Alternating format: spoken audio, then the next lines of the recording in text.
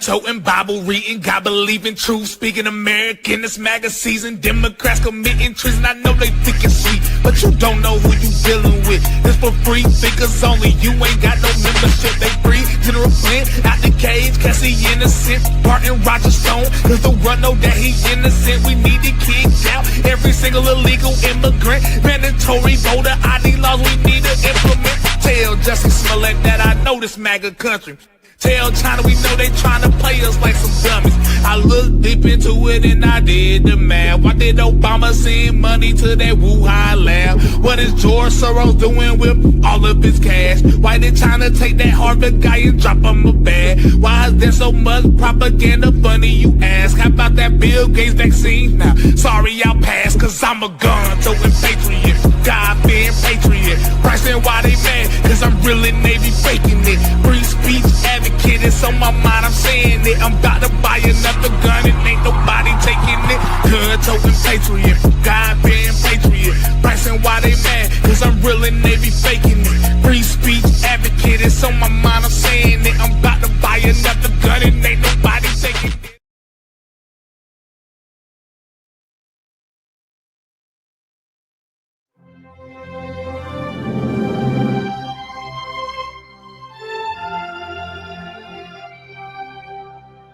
Greetings. I am Thomas Hayward Jr., planter, judge, and patriot of South Carolina. I was young when I signed the Declaration of Independence, barely in my 30s, but I had seen enough of tyranny to know that justice, true justice, demanded action. Tyranny had no place in a land that called itself free. I signed for South Carolina, for my neighbors, and for every soul who deserved a voice in their own government, and I paid the price. In 1780, the British captured me during the defense of Charleston. I was imprisoned in St. Augustine, taken from my family, my home, and my land. But they could not take my resolve. I was one of only 5 signers of the Declaration to actually be imprisoned by the British. And yet, like the others, I refused to recant, refused to bow. Even behind bars, I upheld my pledge. And after the war, I returned to my land and to my duty. I helped rebuild a battered South Carolina, even composing the state's first constitution. Remember this, friend. Liberty survives only when it is defended. I signed in a time of war. You must stand in a time of peace, so that freedom endures.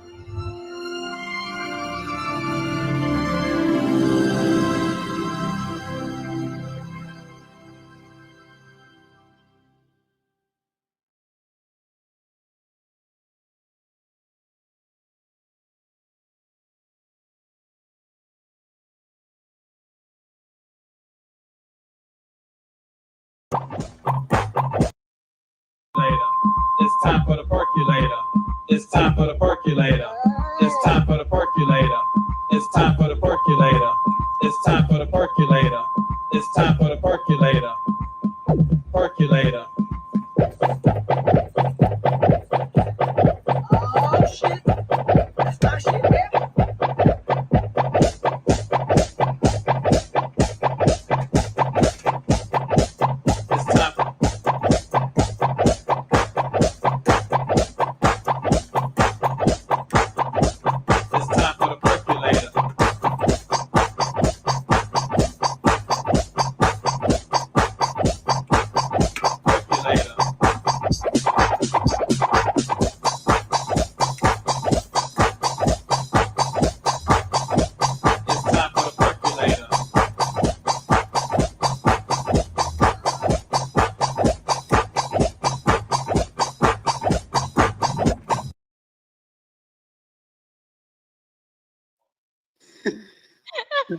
Oh my God. I never know what you're going to show. I know. That's why I put it after something like serious. And I'm like, hey, this really represents us, doesn't it? Oh my I was waiting for everybody in the chat to say they were getting ready to break out and dance. Yes, everyone. hey everybody. Our forefathers died so that we may be free.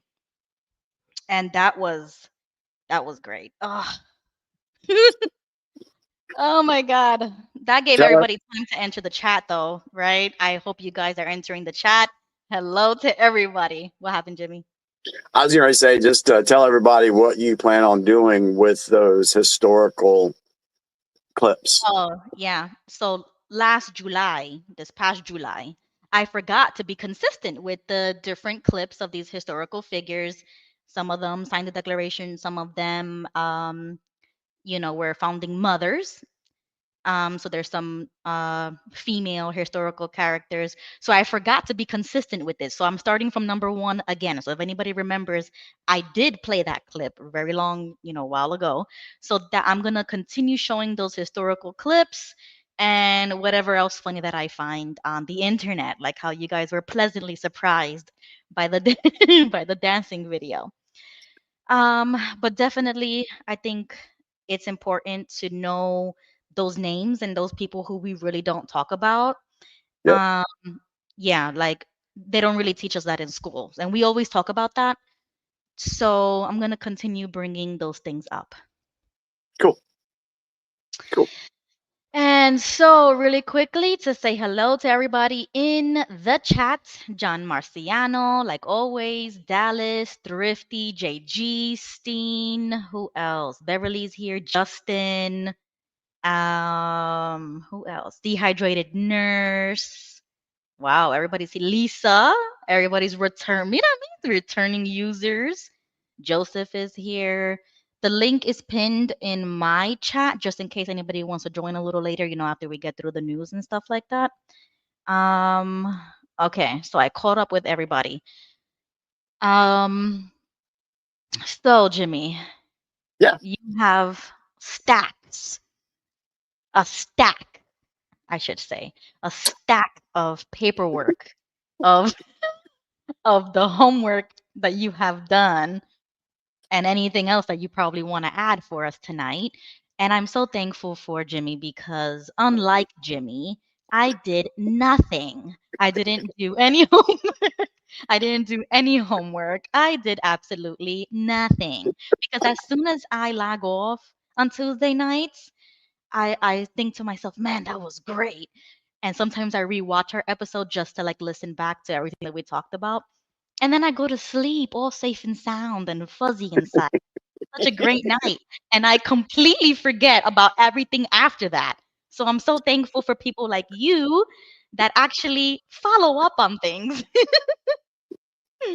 Well, we had said, in the first season, we would say, oh, we need to look that up, or we need to, follow back up with the story.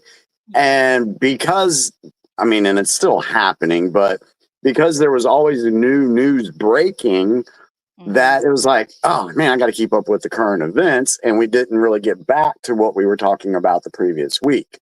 So with season 2, I'm trying to make a very conscious effort that if we talk about something and I say, hey, I need to write this down, look it up, that I go and do it. So Yeah. if you're a regular viewer, then you'll, everything will kind of coalesce together. Our episodes should be very, what's the word I'm looking for? They should coalesce. And so if you missed something last week, we're going to, bring stuff up again, just to make sure that we got the information correct and that we help inform folks. So yeah, Right. I did my homework. Good. Thank you, Jimmy, because I don't know what's wrong with me. It's like I forget literally everything. Well, what I have noticed, Ruby, is, since this is only the second show we've been back, I've been trying this past week to get caught back up with my sources and catch up with the news and everything. And after being off for 4 weeks, It takes a Right. little effort. It takes a little effort because I'll get done with the evening and I'll just want to sit and scroll and look at reels when I should be catching up with everything. So, No, no, but I have to give a shout out to Thrifty in the chat because she recently made a comment on the last video about an update. And it was literally at the same moment that I was looking at stuff to bookmark that to bring at least an update.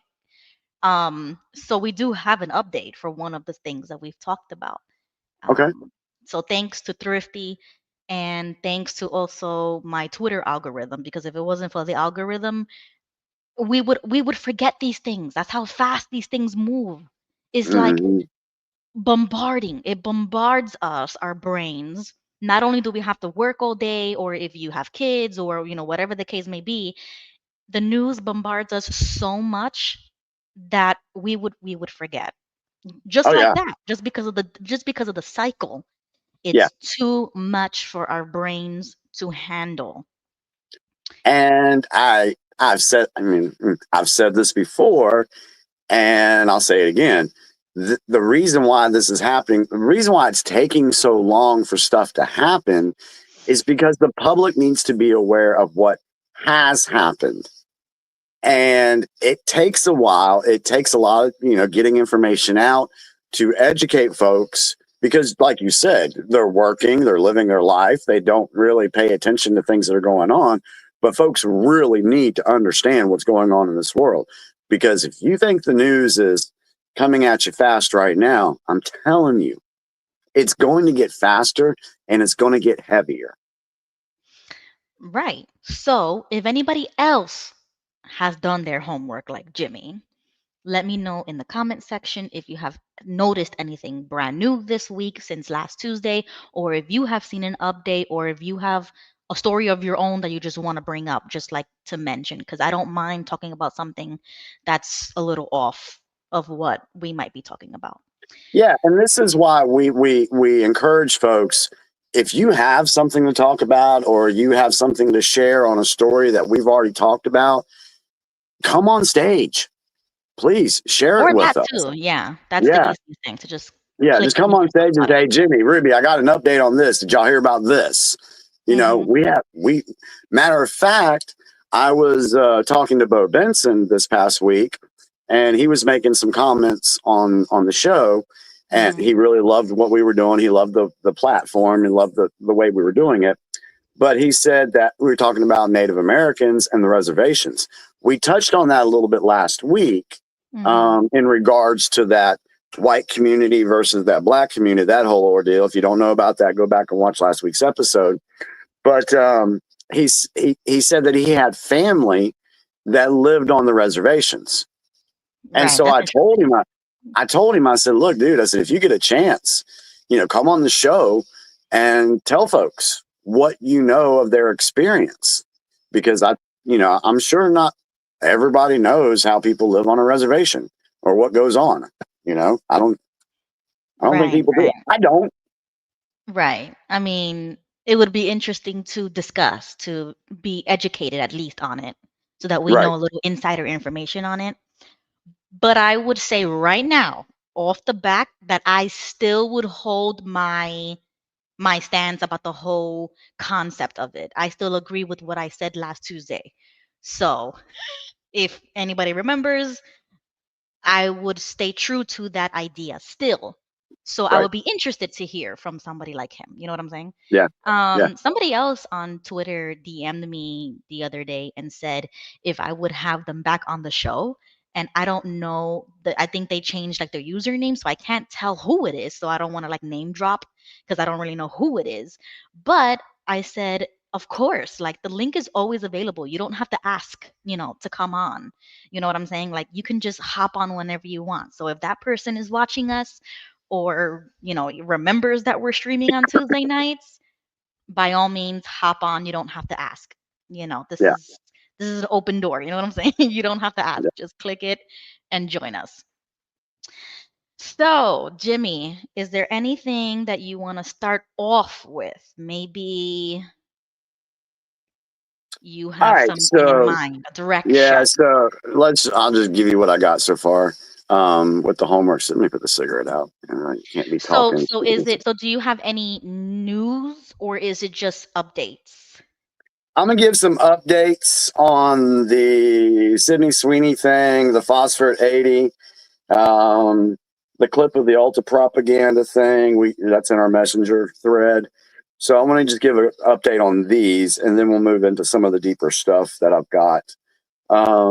As far as the Sydney Sweeney ad, as you can tell, that is out of the news cycle. No one's really talking about it no more, but it was Mhm. brought up last week about the butterfly and the link to the domestic violence or the Mhm. domestic Mhm. violence awareness group. Mhm. That butterfly is just the logo. I went and looked to find out how they came up with that. And they Mhm. were just talking about, it's a metamorphosis from, living one life and getting better and moving into another life. I also looked up to see how much money that the group has gotten. There's been no information on that. They did say that 100% of the proceeds of the Sydney Sweeney gene was going to go towards that group. So, yeah, that's the only update I got on that. So, in my mind, I think this story is done. Um, as you can see, it's not in the news. So, Okay, good. Because I think I don't. So it's like we're not reading too much into it, right? Like it I is don't what. I don't think so. Okay, But good. It is what it is. if anybody has any other information on it, please share it with us. Mhm. Because some of these things I just did a quick search on to see what I could find out. Some of them I went a little bit deeper. Abrego Garcia update. From what I understand, he's still being held. He hasn't been deported yet, as far as I know. Again, correct me if I'm wrong, folks. So not really much going on there at the moment. Um, the video. Let's go over to the UPC page, our business page. Page. And I Okay. think I put the video of that Clint Eastwood scene where he kissed that 11-year-old girl. No way. I think I put it over there. I did find it, or I I think I put it on. I think I put it on the page because I wanted everybody to see it. Okay, so this is our UPC Facebook page, not the group, because there is a separate private group, but this is the public page. So if anybody hasn't followed this page yet, go ahead and do that so that we I'm can gonna tell grow it. everybody what I'm doing is I blew up that page last week, like on Wednesday and Thursday. I was putting stuff there, so I'll Are you as we sure? go through the week, I will be putting stuff on here. Are I you know sure? No, I I'm think pretty. it's the group. I think you were in the group. I don't know. I sent it somewhere. You were in the group. You were in the group. Okay, so check the group, I guess. And that's actually a good thing because we were just talking about this before we went live that Yeah, the yeah. page is just to communicate when the streams are going on and stuff like that. But the group is where the conversations happen, where I put, Okay, all right. crazy stuff in there to kind of So talk I'm gonna about. put stuff on the group, everybody. Yes, the group. Okay, now let me find the group. Give me a Okay. minute. Okay. Okay. So this is the group on Facebook. Okay, it looks very similar, same name, but I think since it's private, you have to get like invited. So if anybody is interested in that, just, comment on the public page. Okay. There you are. You shared a post, satellites, something about Disney. Okay, what are we looking for again? We're looking for the Clint Eastwood thing, and I know I put it on there. What was that? Okay, so there it had to be before all this because I put the thank you to everybody for last week's show. What is that one? Go back This one? down. Go back down. Sleepwalking, Cracker Barrel, Yeah, and then uh, some guy. I don't think it Did was you send him. it to me privately? I may Am have. I? I can't remember. You can't be doing this. It's gotta be either or. You can check our messenger. I could have swore I sent it on the put it on the page. All right, sorry guys. I'm looking through my DMs right now. We did this last week. Sorry, y'all. Yeah, I know. We always do this. This is gonna be every week, so This is what it is happens what it is. when we're live. Sorry. This is what happens when you don't plan nothing, you don't Yeah, script nothing, you I'm a don't even do failure. homework. I did nothing this past week. And then we come on, we click live and then do this. So sorry. I don't see nothing, Jimmy. Jesus. Nothing. I see the frequency, which we're gonna talk about. I see the old tough story that we're gonna talk about. And that's it. I see some screenshots you sent me and that you were doing homework. You sent me Dang, a Narnia I video, want. a cheerleading video, which is things that we are gonna talk about. This is like a teaser Oh almost, yeah, yeah. because we are gonna, Dang. you know, All do right. this. So anyway, you can go find the clip on YouTube. It's from the 1971 movie Beguiled, and it's the scene where he's sitting next. I think in the movie she says, "I'm 12," but when the filming happened, she was actually 11. So he kisses an 11-year-old girl. When he asks her age, then he makes the comment that says, old enough for kisses," and then kisses her. Yeah, that's weird. I don't care if it's in a movie or on a set or if it's supposed to be pretend or fake acting. I don't care. That's weird. Like no. Now, that wasn't scripted. The director wanted that to be in there, so he just threw it in there last minute. The director, we thought it was Sofia Coppola, but she's the director of the remake that was done in 2017 of this movie. So the actual director from 1971 was a guy by the name, if I'm correct, I didn't write it down, Don Siegel. And I went to go look up some information on him, and I really couldn't find anything that gave me red, set off the red alarms. Not saying that there's nothing there, because I didn't do a huge deep dive on him, but he was just director and, in Hollywood. So, take that for what it's worth. If you know, you know. So, yeah, I couldn't find much on him that I could say, I didn't know if he's involved with pedophilia or anything like that, but I didn't see anything. So, Okay, so what's the next so update the you next one was clip of Ulta propaganda. Oh yes. You know what? I God. think I was trying to think about how we could structure tonight's episode to kind of keep the stories kind of flowing. So let's wait on that one, only because that can tie in to some other stories that we're going to bring out. And it will. Yeah, guys, y'all know it usually takes us about 30 to 40 minutes to get going. But once we get going, Oh we're yeah, good. because and this is what I told Jimmy earlier, it's not just about the story. It's the underlying issues, mental health issues, society issues, cultural issues. Like we're always going to talk about this kind of stuff because that's the underlying issue, and things will never change in this country until we address the root cause of the Correct. problem, not complain about the side effects or the outcome of this neglected, mental health issue in America, because it's gonna continue happening. So it's like we're angry about the wrong things. We got to Yeah. go to the root cause of the problem. Yeah. And we are definitely going to get into that tonight. So let's go back to, I guess, science class, health science / health class. Okay. There was folks asking about the pickles. Yeah. Check your pickles, folks. Because if you missed the show, the first season we did, we talked about it a little bit last week, and I wanted to get more information so I could I could better educate you guys on this stuff. So the thing that was in question was polysorbate 80. And this is listed as an ingredient on 95% of your pickles. That you probably go check your refrigerator now. If you got pickles now, go check to see if you have polysorbate 80.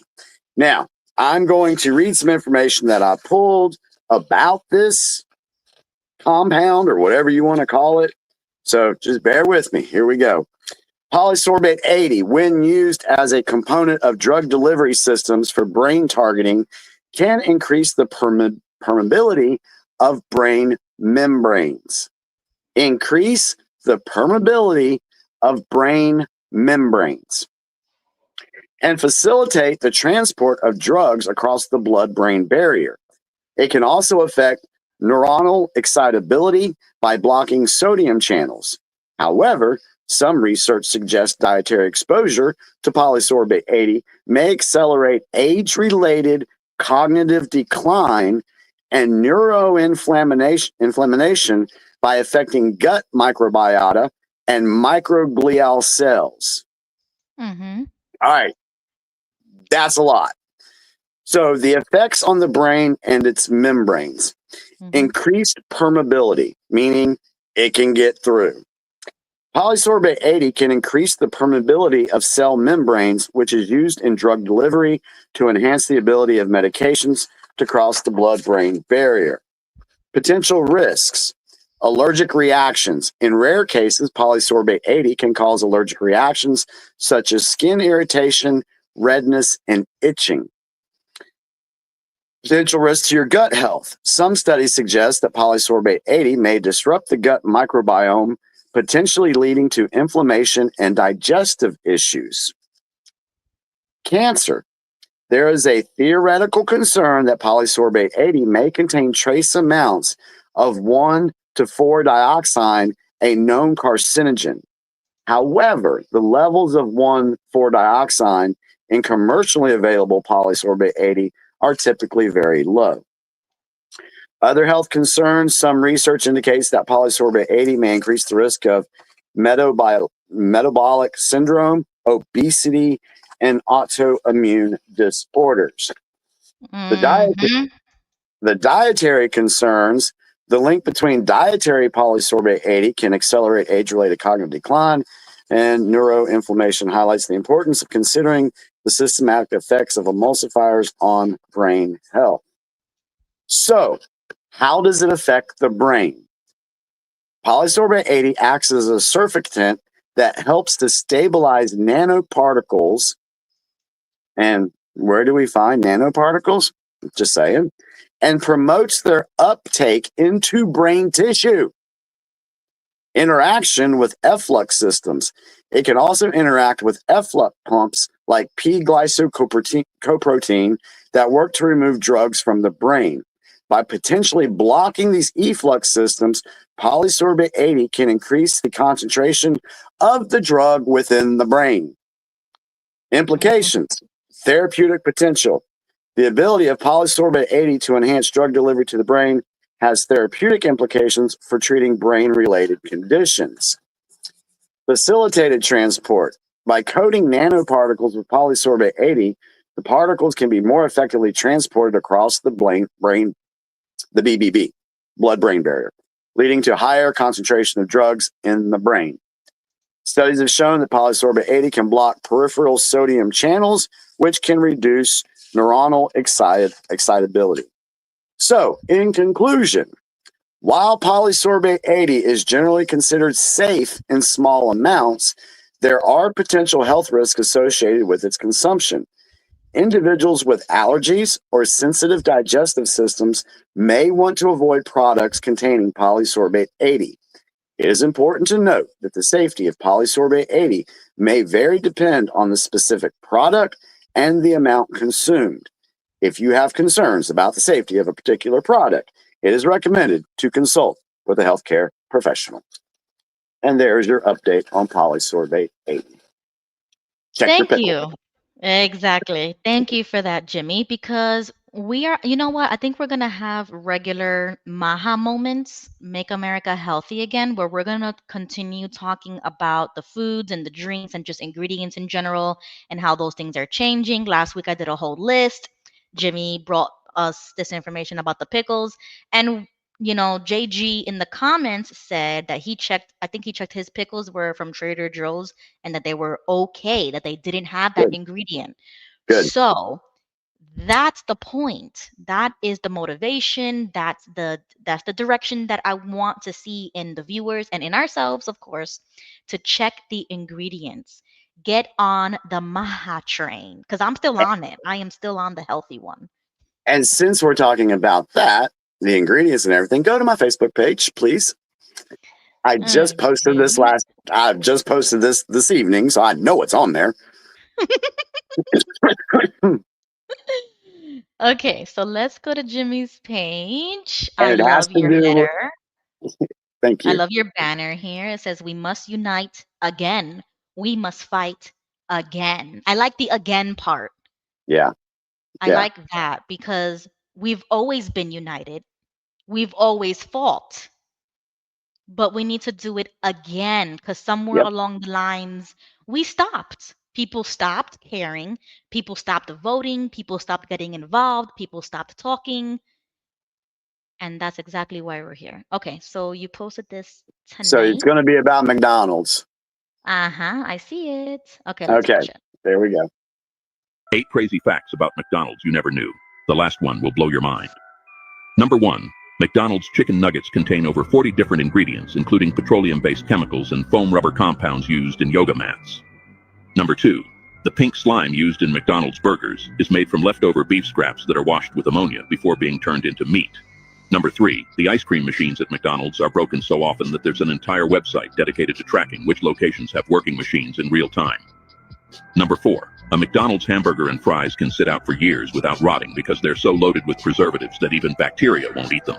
Number 5.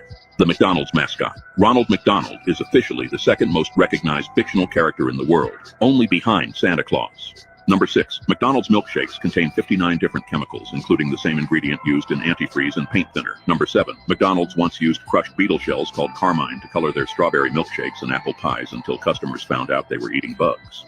Number 8. McDonald's owns more real estate than any other company in the world. They make more money from rent than from selling burgers. 8 crazy. So I just wanted everybody to focus on the ingredient parts of that. So yeah, don't eat McDonald's. And the fries, horrible for you. The chemicals that they put on the fries, horrible. They're good. Okay, I'm not going to lie. I'm not going to lie. McDonald's fries are good, but they're unhealthy as for you. I know. Yo, that was disgusting, honestly. It was disgusting. Yeah. And I've seen videos to where they show how ramen noodles are made. Yeah, I'll never eat those things again.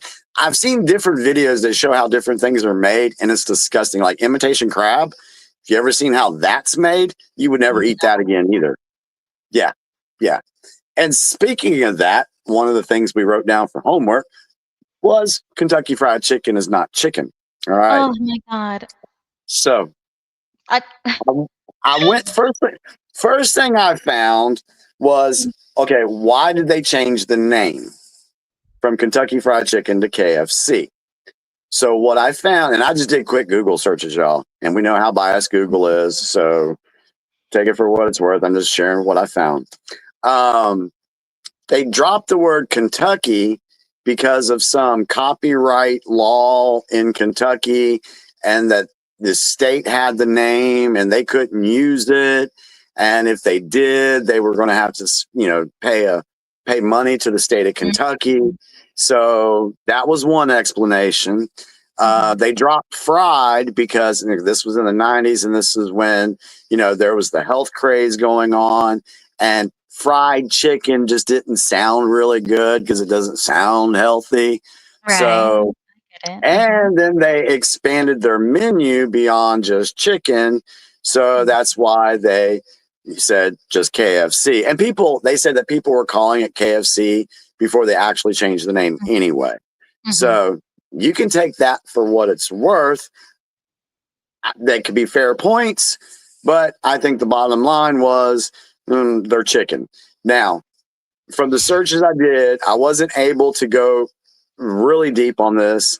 So they said that there was internet conspiracy theories saying that the KFC chicken is not chicken.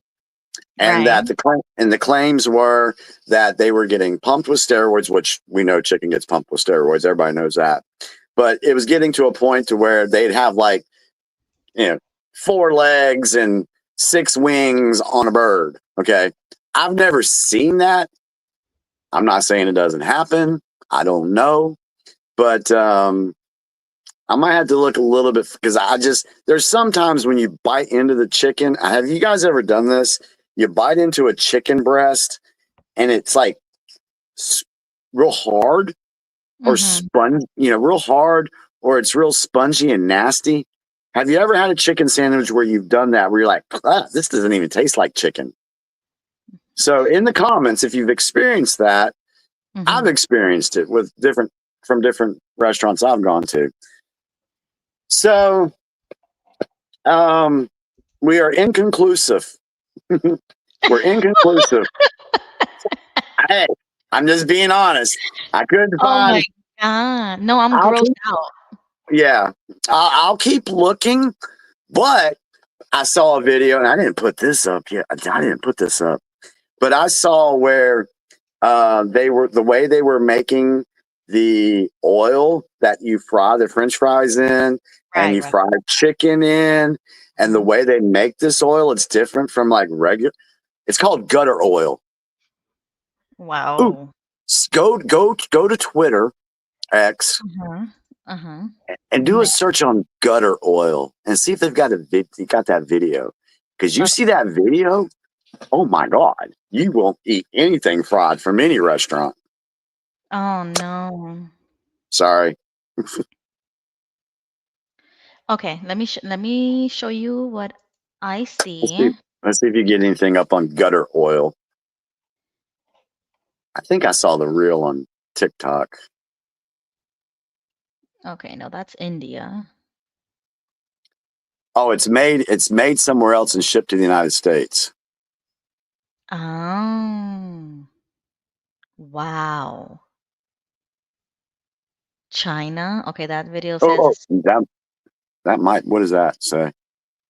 it says Chinese gutter oil slop in China runs off oils and animal fats. They I want to reuse see it that. for. Oh my God, what? Yeah, it was so gross that I didn't want to. I didn't put it on my Facebook page. I should have, but maybe it's on Facebook. Maybe you can do a search on there, gutter oil.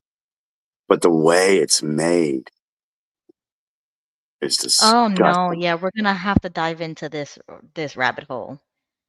Okay, we're gonna have to write this down once again. Okay, all right, I'll We're write that gonna down have for to. next week. Okay, so we'll just Yeah. move on. Oh my, because I already saw the comments, and really quickly, I want to catch up with them because it's Yeah. already disgusting. Let's see. So Thrifty says, that McDonald's was number 7 as the most unhealthy. I think Wendy's was up there. Mm-hmm. Jay also said, "Don't eat at Taco Bell." I remember that scandal Yeah. about the meat. Okay. Yeah. I don't need to Taco Bell anymore. So, yeah, I don't go to Taco Bell either. It's been like a decade or more. Yeah, it's been a while, and I really like the chalupas. And there's been a couple of times I've almost stopped to get one, but I'm like, no, Jimmy, it's disgusting and bad for you. So I don't go. Okay. Right. Somebody, just really quickly want to welcome Aussie in the middle is in the chat. It's the first time I see this username, so just want to say hello and welcome to the Hello. chat / the show. But this user says Teflon coated cookware is super dangerous.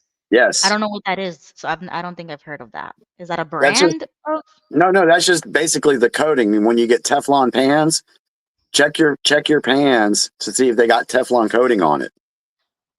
It Oh, okay. yeah, it's the name of the coating. Yeah, that stuff's bad for you too. And Oh your no. black plastic utensils that you use to stir your food with or Right, flip stuff right, with.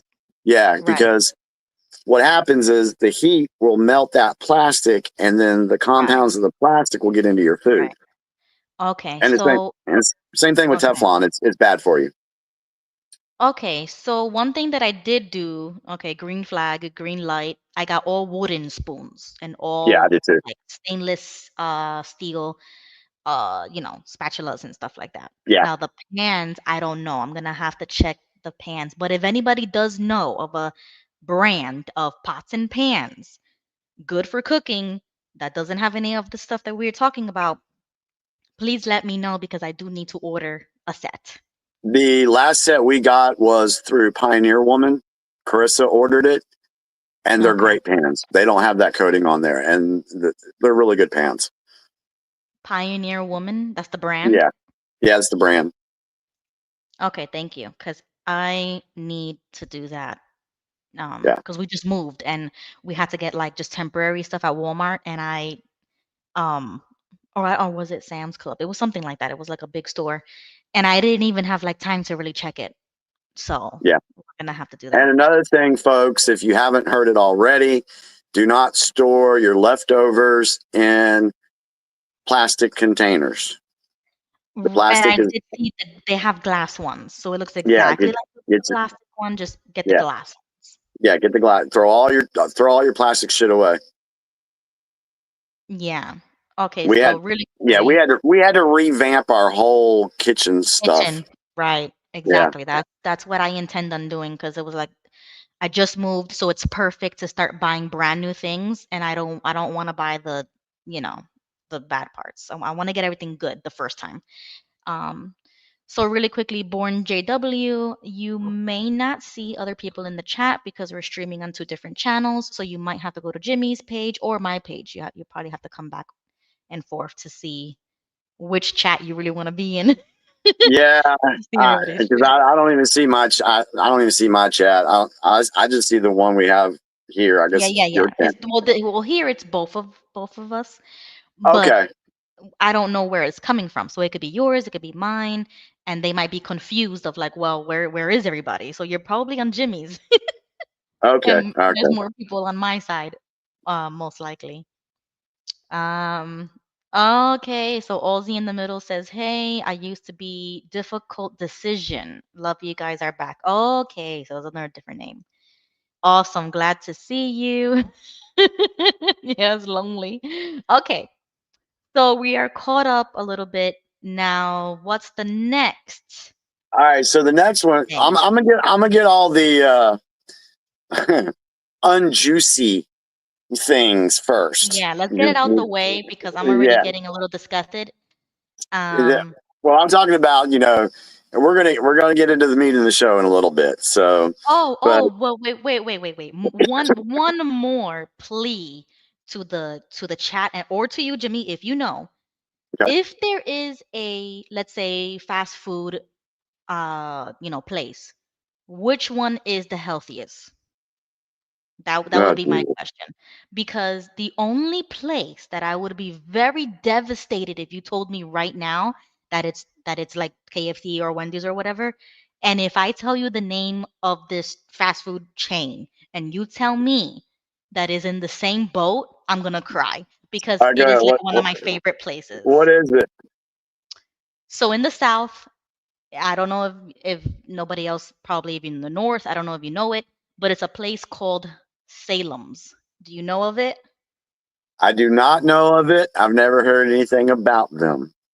Okay, thank you. And if you do some As of right research, now. yes, yes, if you do some research, please lay it down softly on me because I love that place. And recently it's kind of like I guess it's like it's almost the same exact food but under a different name different company, basically fast food, and theirs is called Sam's Fresh, fish and whatever, but it's called Sam's. So you're gonna have to Google it, but it's a southern, chain, Okay. and it's Yeah, and I've it's never called heard of them. Salem's. It's probably called something different, maybe in your state or whatever, but here it's called Salem's, and I love it. I get the grilled shrimp, the French fries. I'm going to put for homework uh, list of healthiest fast food places. Yes, please, because there's got to be a cheat day or something. There's got to be a cheat sheet where we can go and be like, okay, if you want to have food outside, what would be the healthiest, the Maha List of, version of that? okay, yeah, I'll do I'll do some search on that and see if I can find the list of the healthiest places. Okay, Okay. cool. Yeah, I'll do that. Okay, good. Okay, All good. right. Go ahead. So, are you done with that? Yes, that's all I wanted to say because that's my place. That's my spot. And I'll be All right. devastated. Well, So let's make go sure ahead. we try not to mess it up for you. Okay, so we talked a little bit last week. Now, the subject we're getting ready to discuss is one when I looked up videos on it, hour and a half, 45 minutes, 2 hours. This is a subject that you can do some deep diving on. And you'll start at the surface, and the next thing you know, you're probably going to end up talking about the Tartarian Empire. There's a reason I say that. No. Yes.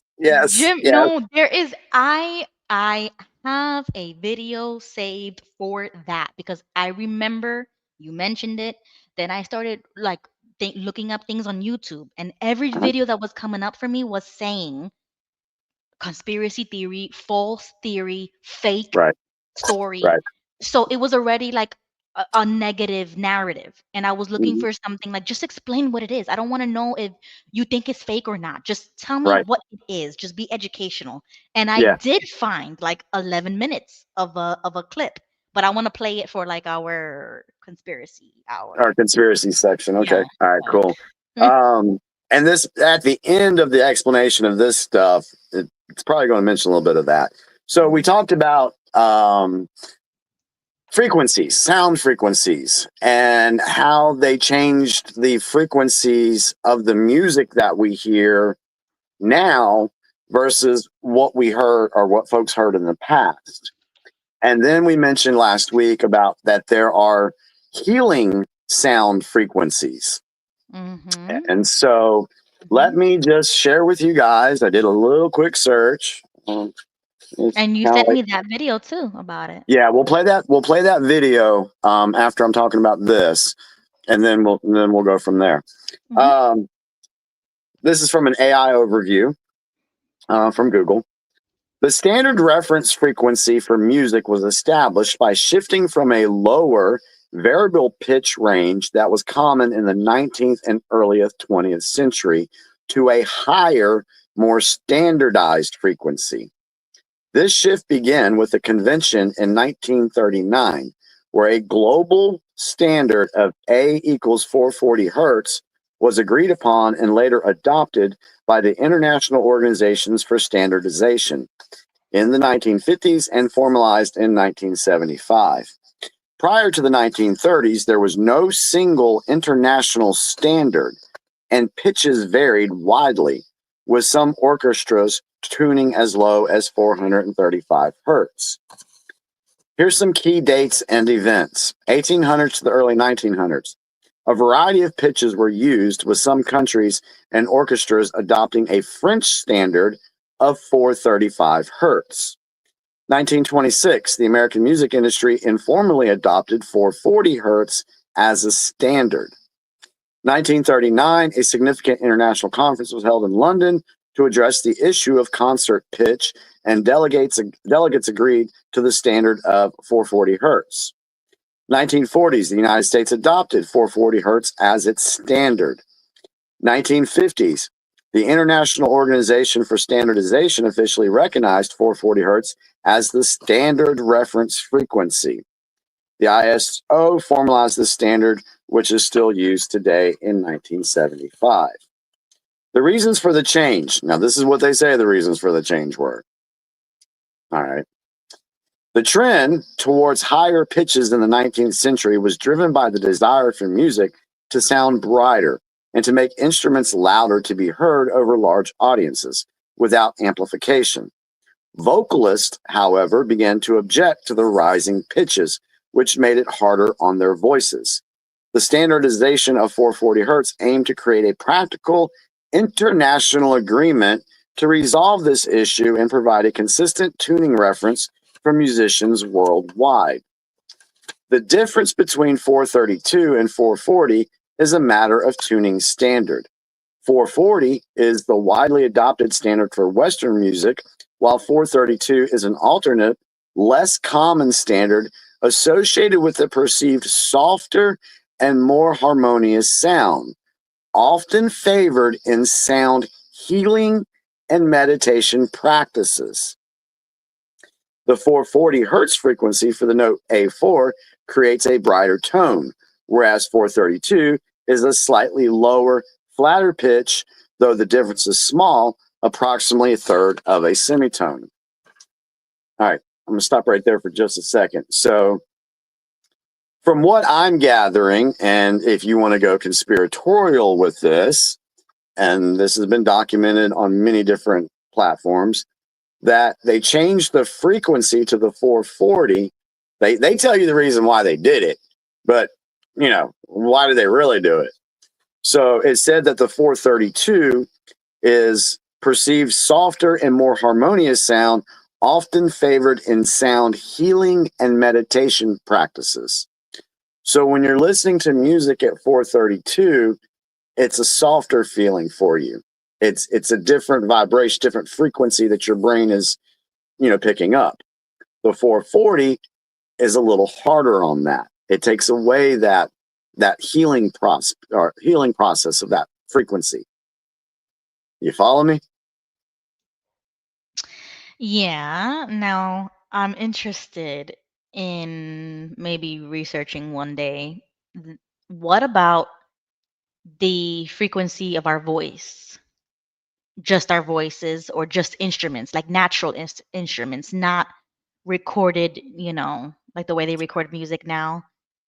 I don't know. I don't know about that one. I'd have to look. I'd have to go see what the Mhm. frequency of their voices are. Right. So Because I think technology plays a role in all of that. yeah, Because I would say. before all of this was even a thing, we were just using regular violins, cellos, trumpets, whatever, Hmm. flutes, just regular instrument and our voices. Right.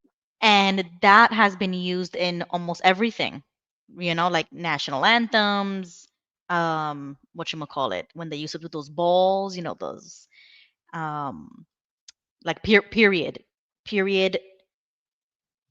what you Oh, call it. yeah, the balls. Yeah, like Victorian era and even Right. before that. And it was used also, now that I know about, when I did like this Orthodox journey, I learned about the hymns and how people used to sing even in the churches and things like that. Hmm. And if And you watch the movie of Titanic, sorry, go ahead. I yeah, don't mean yeah, to interrupt. Watching the movie Titanic, and you got the guys in the orchestra getting together, and they say, right. "Hey, we might as well go ahead and play." And I think the line is, "Let's keep the people calm." And Exactly. That was a thing, right? And yeah, so I didn't really catch that. Like I was like, why are they playing music when the thing is going down? Like, wouldn't you be freaking out? So that's a psychological thing. right. Wild Wall makes a comment here about the 9 healing frequencies, and then he lists them. So that's pretty cool. So we could refer back to the comment section. Um, and then learning about the sound, like you said, sound healing, that it actually heals you. And that's not the first time that I've heard that. Many people have said that. Many, like, Hmm. even professionals say that it's healing, Hmm. and that it's also mental. Like literally Yes, your thoughts can heal you, and I guess. and I don't and know. I don't want to like and make a statement like that, but and now all the music we have. I mean, if you look at it, it's kind of weird because the 50s had its sound, the 60s had its sound, 70s, 80s, 90s. They all had their own sounds. Now, granted, this was all in 440, 440 hertz on the radios and things like that. But they all had a distinct sound. But since 2000s till now, maybe it's because I'm not into the mainstream music anymore and I don't listen to it. I mean, I listen to my rock music, but there's like no distinction because everything's auto-tuned now. That's what I'm saying. Like before the invention of those things, I'm interested in learning a little bit more about that. Yeah. Because before then, it was all natural sounds. Right. Sounds Exactly. of nature or your voice or just regular instruments. That was classical music. And that's all the Right. music that they had. There was no such thing as, these made up beats that we have today. Yeah. Well, let's go into the effects that these had on ancient buildings. So, yes, some ancient buildings were designed for their acoustic properties, with structures like the Greek theater of Epidaurus and the hypogeum of Halcephalini deliberately creating specific frequencies and echoes to enhance sound or induce altered states of consciousness through resonance. Research has revealed that certain ancient structures, including the hypogeum and the Great Pyramid, resonate at frequencies like 110 to 120 hertz that are within the human voice range and are believed to have been used for rituals and to influence brain activity. So right there, that answers your question right there. We're about 110 to 120. Excuse me. Examples of ancient buildings with intentional acoustics. The Greek theater at Epidaurus, the semicircular design and the limestone seats were engineered to filter out lower frequency sounds and amplify higher frequency voices, allowing even whispers to be heard clearly from a distance. The hypogeum of Halcephalini, this prehistoric underground temple in Malta, built around 3500 BCE, is a complex structure designed to resonate at specific frequencies. Studies have found the oracle chamber resonates at about 111 hertz, and its curved walls are designed to sustain echoes and amplify human voices. The purpose of sound design in ancient architecture. Ritual and spiritual practices. Many ancient cultures, including the Egyptians, may have used resonant frequencies to create environments conducive to spiritual and healing rituals. That's what I was saying when I said like even the religious hymns and the way they used to sing it in those buildings and castles and freaking, on the mountain. It's real. Yeah, go ahead. Sorry. Oh, you're fine. Altering consciousness. The specific frequencies amplified in ancient sites like the hypogeum may have influenced brain activity, increasing activity in areas associated with emotional processing, and decreasing activity in areas related to language. Acoustic reinforcement. Structures were intentionally designed to amplify and sustain certain sound frequencies, sometimes through the use of carefully placed nodes and antinodes in their architecture to enhance sounds for specific purposes. So, let's play that video that I sent you about this, please. Wow, that's very interesting. Okay. So the title of this video is What are the 7 sound healing frequencies? In today's video we're going to explain what are the 7 sound healing frequencies and how they can help you. All healing frequencies are based on the 7 solfeggio scales. These are ancient scales that can be tracked back to a medieval hymn of John the Baptist. It's the music of God and they've used it to heal and to bring comfort as early as 1000 AD. Each frequency has a specific effect over your body. The first one is 396 Hz. This turns grief into joy and it is a very strong natural antidepressant. Use it if you are going through a period of pain or suffering and you would like to be happy again. The second one is 417 Hz. Using this frequency, you'll cleanse traumatic experiences and facilitate change. It's useful if something bad happened to you and you can't move on. They have also used it to treat stress, even stress disorders, and to calm anxious patients. The third one is very important. It is 528 Hz, and it is the natural frequency of the Earth. This is the frequency at which nature vibrates, and they prove it to repair DNA. It was used back in 1930 by Dr. Royal Raymond Rife to cure cancer patients, with a 100% success rate. Since cancer treatment is a big business, earnings hundreds of billions per year, this discovery was quickly buried and forgotten. This frequency is also used to manifest miracles in your life. It's the frequency at which you'll manifest, you'll attract whatever you desire most. The closer you operate to this frequency, the better in sync you are in nature, and the more likely you are to attract everything you desire. The fourth frequency is 638 Hz. Using this frequency, you become a better spouse, a better friend, and a better communicator. It promotes empathy and releases anger, allowing you to better connect with those around you. It's also a useful frequency to listen together with your spouse, as it creates a bridge of understanding and love between the two of you. It brings people together. The fifth frequency, 741 Hz. Use this to develop your power of self-expression. It makes you a better writer and a better creative. Many famous authors expose themselves to 741 Hz during their writing process to create their masterpieces. It's also known for cleaning you of toxins, improving your health, and boosting your immune system. The sixth frequency is 852 Hz.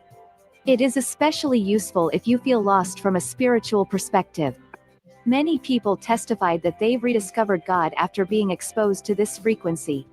While nobody knows how it works, it makes everything clear and to see life and existence as it truly is. The seventh and final frequency is 963 Hz. This is the frequency of God. Listen to it, expose yourself to it to heal and to empower your inner child, to become once again filled with hope and joy and laughter, and to restore yourself to who you once were. It's hard to understand how effective these are until you try them. It's almost a miracle how 30 minutes of exposing yourself to a frequency like 396 Hz can take your sadness away and make you smile and grin and not even know how. It's hard to believe how well people will react to you after you expose yourself to 638 Hz. You'll be able to get your point across better and even make people fall in love with you. It's so effective that you'll see it as a miracle. This is how I seen it when I first started this. But how does this work? Why does it happen the way it does? Click the link in the description below to learn more.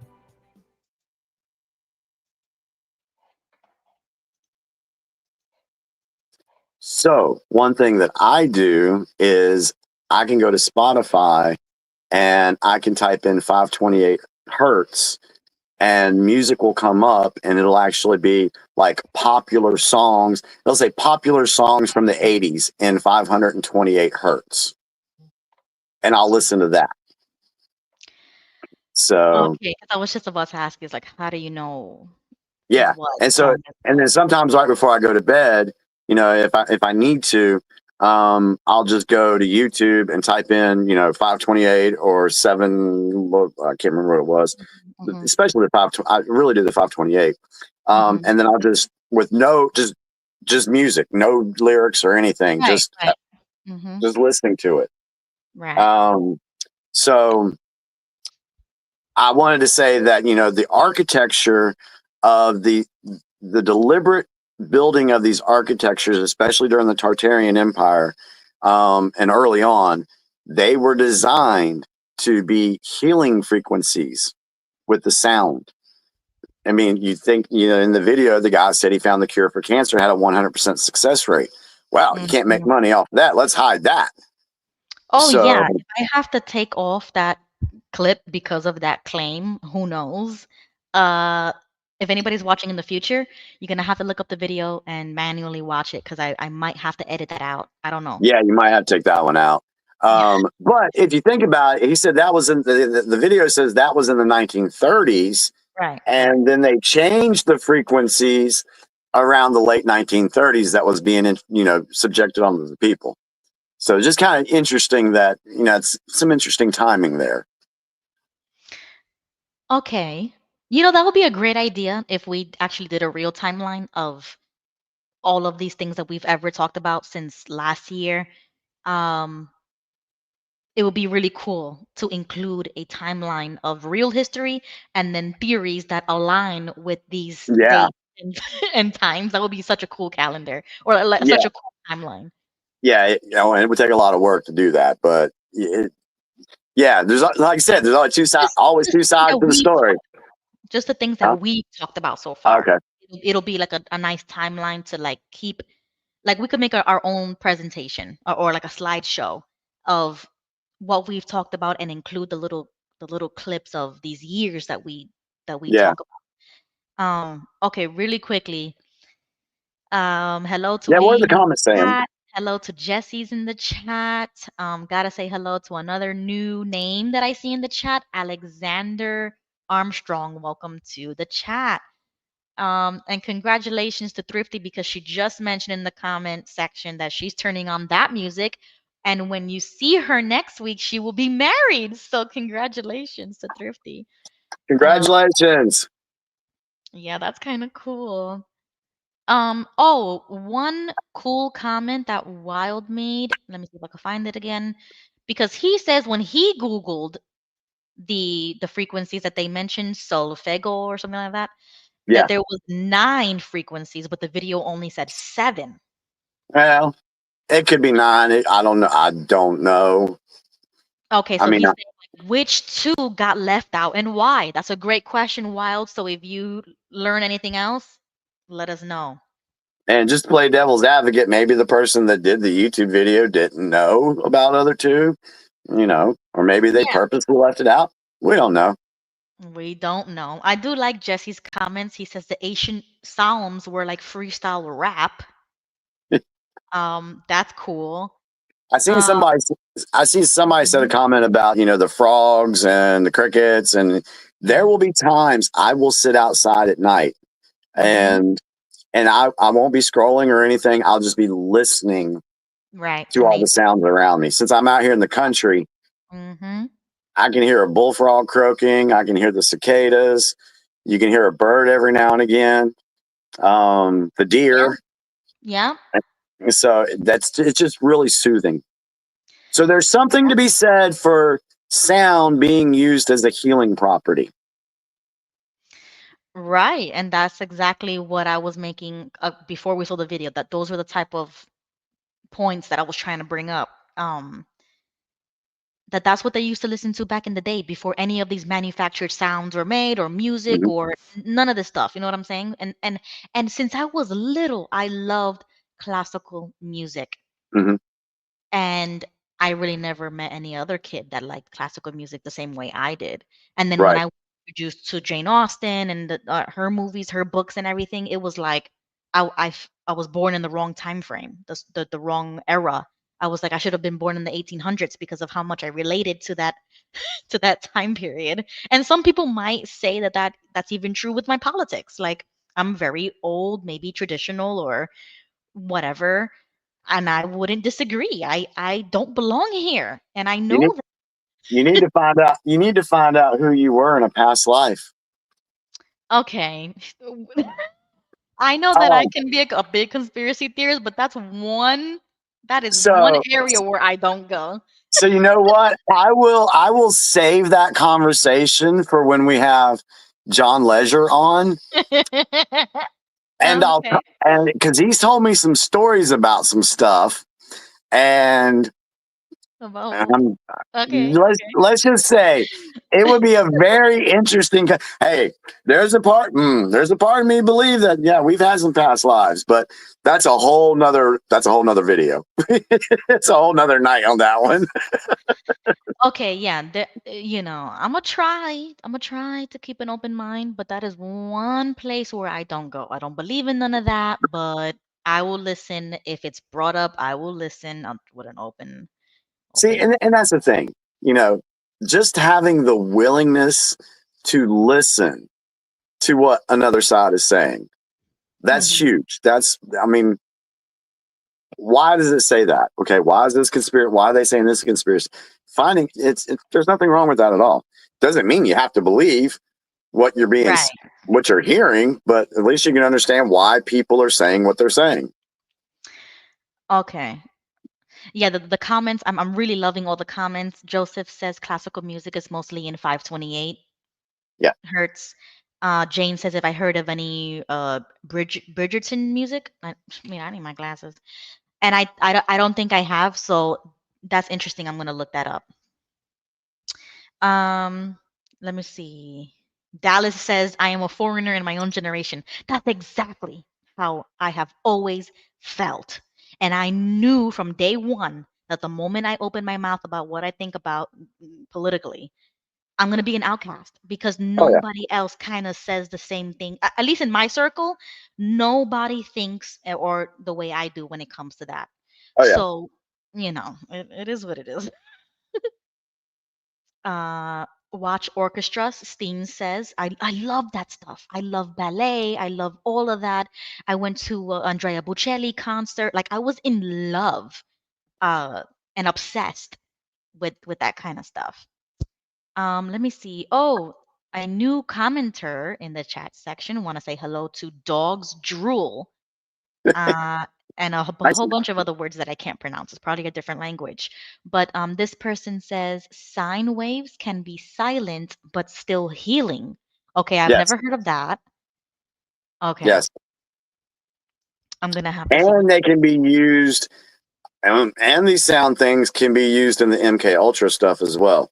And somebody in the chat said that too. That sound was it Born that said that in the chat? Yeah. They said that sound can also be used as a weapon, which I do know a little bit about that Yes. because they use Yes. it like in torture and things like that. I mean, they don't call it torture anymore. They call it something else. Um, but yeah, I've heard of that. Yeah. So that happens too. Just an interesting subject, you know. It is. So we've covered some scientific stuff, some health stuff, some musical stuff.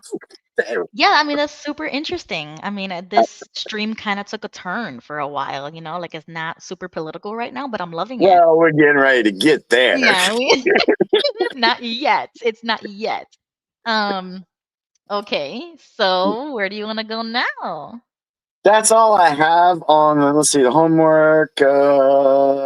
The only thing we have left is that clip, but we want to do that during the news because that's going to lead into the shooting and all that, or Yeah. basically the subject. So let's go to the news. Okay, so everybody get ready for Jimmy to talk about the news. Let's get right into it. Welcome everyone to the news segment brought to you by the UPC, where the political pulse never seems to rest. Our trusted anchor is ready to break down the latest developments shaping the nation. Reporting live from North Carolina, welcome Jimmy Bell. It always cracks me up. I love it. I had to post it to my Facebook page for folks that haven't watched the show before, just to say, hey, this is one of the things we play on here. It cracks me up every time. But thank you so much. Yeah, I love yeah. it. All right, so before we go into the meat of the news, Oh, uh, wait, Jimmy, right, wait. I forgot to bring another comment up really quickly that I wanted to make, but I'm gonna let you explain one comment first because Jane is concerned about your arm. So can you quickly let everybody know what's going on? poison ivy, folks. That's all it is. I Once was doing again. some yard work, and I got poison ivy on the inside of my wrist. So I got medicine on there, and I got it wrapped so the medicine stays kind of damp and on the spots, and so that I don't itch. So that's all. Right. That's all it is. It's just poison ivy. Okay, good. Okay. We got that out the way. So just in case, But thank you, Jimmy's Jane. But thank you, okay. Jane, for inquiring on my health. I really do appreciate that. Thank you so much. Yes, and somebody else did inquire about King Tony. So really quickly, just wanted to let everybody know that she is alive and well. She just hasn't been on the internet, like us. Um, and she got a new job just like I did. So our schedules are ever changing, and she's taking care of herself. She's just not online as often as she used to be, but we'll see her soon. Here and there a little bit. And somebody also asked about Vern. So really quickly, I don't know too many details about Vern. All I know is that he was dealing with some health issues of his own, and that there was a GoFundMe that was set up for him for the specific type of procedure or surgery, I believe it was, that he needed. So if you want any of that information or like an update, just go to Fixing My Faith channel or the Discord. There should be information there, and you can make your inquiries there. So just, wanted to bring. No, he's not boycotting us. I think he is making videos. He's just not going live because he's not well. I'm not sure. I don't know the specifics, but just wanted to get that out the way. Okay, Jimmy, go ahead. So let's go ahead and dive into a couple of things. This week's top news includes China hosting a military parade with leaders from Russia and North Korea, the start of the trial for Brazil's former president, Bolsonaro, the U.S. facing a looming government shutdown deadline, ongoing conflict and related news from Gaza and Sudan, the death of actor Graham Greene, and major companies facing executive resignations due to scandals. So let's go into a little bit more on those subjects. The Chinese military parade. Where is that at? Got my notes mixed up. Where is it at? That's Labor Day protest. Sorry, y'all. China. Yeah. Okay, I'm sorry. Okay. Go ahead. China is holding a significant military parade in Beijing with leaders from Russia and North Korea in attendance. And I could have swore I had more on that. Oh, here it is. Shanghai Cooperation Organization Summit. Xi Jinping, Russian President Putin, and North Korean leader Kim Jong-un meet in Beijing for a military parade and summit. The show of force was interpreted as a challenge to the West. Yeah, I would say it's more of a challenge to the deep state. That's what I would say. That's what I would say. But there was another meeting, right? There with Putin, the leader of India and China recently, right? Because I saw them all shaking hands and smiling together. Did you see that recently? I must have missed that one. Yeah, I must have missed that. Bolsonaro coup plot trial. Former Brazilian President Jair Bolsonaro is on trial for allegedly plotting a coup to stay in power after the 2022 elections. I'll just say, in my opinion, and from what I look at, they're treating him the same way they did Trump by trying to take him to court, alleging coup, all this stuff. So I think that's the deep state in play in Brazil trying to get rid of Bolsonaro. Because if you remember back in 2020 and all that, Bolsonaro, he had the people. He had the people. And then all of a sudden, this other dude wins. Maduro? Not Maduro. Somebody else. Maduro's in Venezuela. So I think that's a sham trial, in my opinion. Sudan landslide. Let's see. Did I have any more on that one? I found a new place for news, and it's kind of jumbled a little bit. A massive landslide in Western Sudan has reportedly killed over 1,000 people. I didn't hear about that. Gaza conflict and flotilla. A humanitarian flotilla is sailing from Barcelona to deliver aid to Gaza, aiming to challenge the Israeli blockade. The flotilla's departure came as Israel continues a major offensive, and a leading association of genocide scholars formally declared Israel's action in Gaza a genocide. The UK has expressed outrage over Israel's restriction of aid, which impedes efforts to evacuate children from Gaza for treatment. Earthquake in Afghanistan. Deadly earthquake in Afghanistan. A magnitude 6.0 earthquake struck eastern Afghanistan on Sunday, killing hundreds of people and wiping out remote villages. Rescue efforts are underway, but hampered by difficult mountainous terrain. And that is what I have for world news. Now we go into U.S. national news. Government shutdown looms. Congress is returning to Washington, D.C. with a deadline to avoid a government shutdown approaching. So you're going to see over the next week or two a lot of posturing from Congress, different members of Congress about this whole government shutdown thing. So we'll have more to talk about that a little bit later. Burning Man homicide. A homicide investigation is underway after a man was found dead at the Burning Man festival in Nevada. It is said that he was found in a pool of blood right there near the Burning Man statue thingy that they light on fire or whatever. So some are saying that it was a sacrificial thing. So What? Okay, I've not heard about that. That's crazy. yeah, if you don't know about Burning Man, look that up. Do some research on Burning Man. Yeah, it's crazy. Hold on. Did you mention in world news about Israel killing the prime minister of was it Yemen, I think? I did not in this, but I did see that today. Okay. I ran across that today. Yeah. So I don't know much about that yet. So I don't either, but if anybody in the comment has heard about it or knows about it, let me know because I heard the headline, but I don't know what's that about. So that's why I wanted to ask you if you said it. yeah, I don't know. No, I'm sure there's going to be more. We'll hear more information about that this week. I'm sure. Okay, because I did hear So- that. Somebody said in the chat, and I don't know, Jimmy, if you had this on your list, but there is rumors, I guess, going around that Trump is sick. Did you hear about this? That's totally fake, phony, and false. Trump came out and did a press conference today, and he's fine. I got the clip, and I wanted to play it. Yeah, so he has been diagnosed with this vein thing. I can't remember I heard about that. Yeah, okay, I heard about which that is a common thing in that age group, Okay. and it is treatable. So I'm not as concerned about that.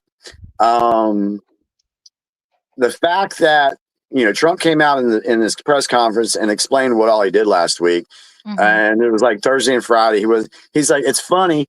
He's like, the media, because even Peter Ducey asked him, Mr. President, when did you learn that you were dead this weekend? He's like, what? Yeah, I got the clip. I want to play it. So let's Okay, see. go ahead. This is the first I'm hearing of it, so let's play it. Yeah. It's sort of crazy, but last week I did numerous news conferences, all successful. They went very well, like this is going very well. And then I didn't do any for 2 days, and they said, there must be something wrong with him. Biden wouldn't do them for months. You wouldn't see him.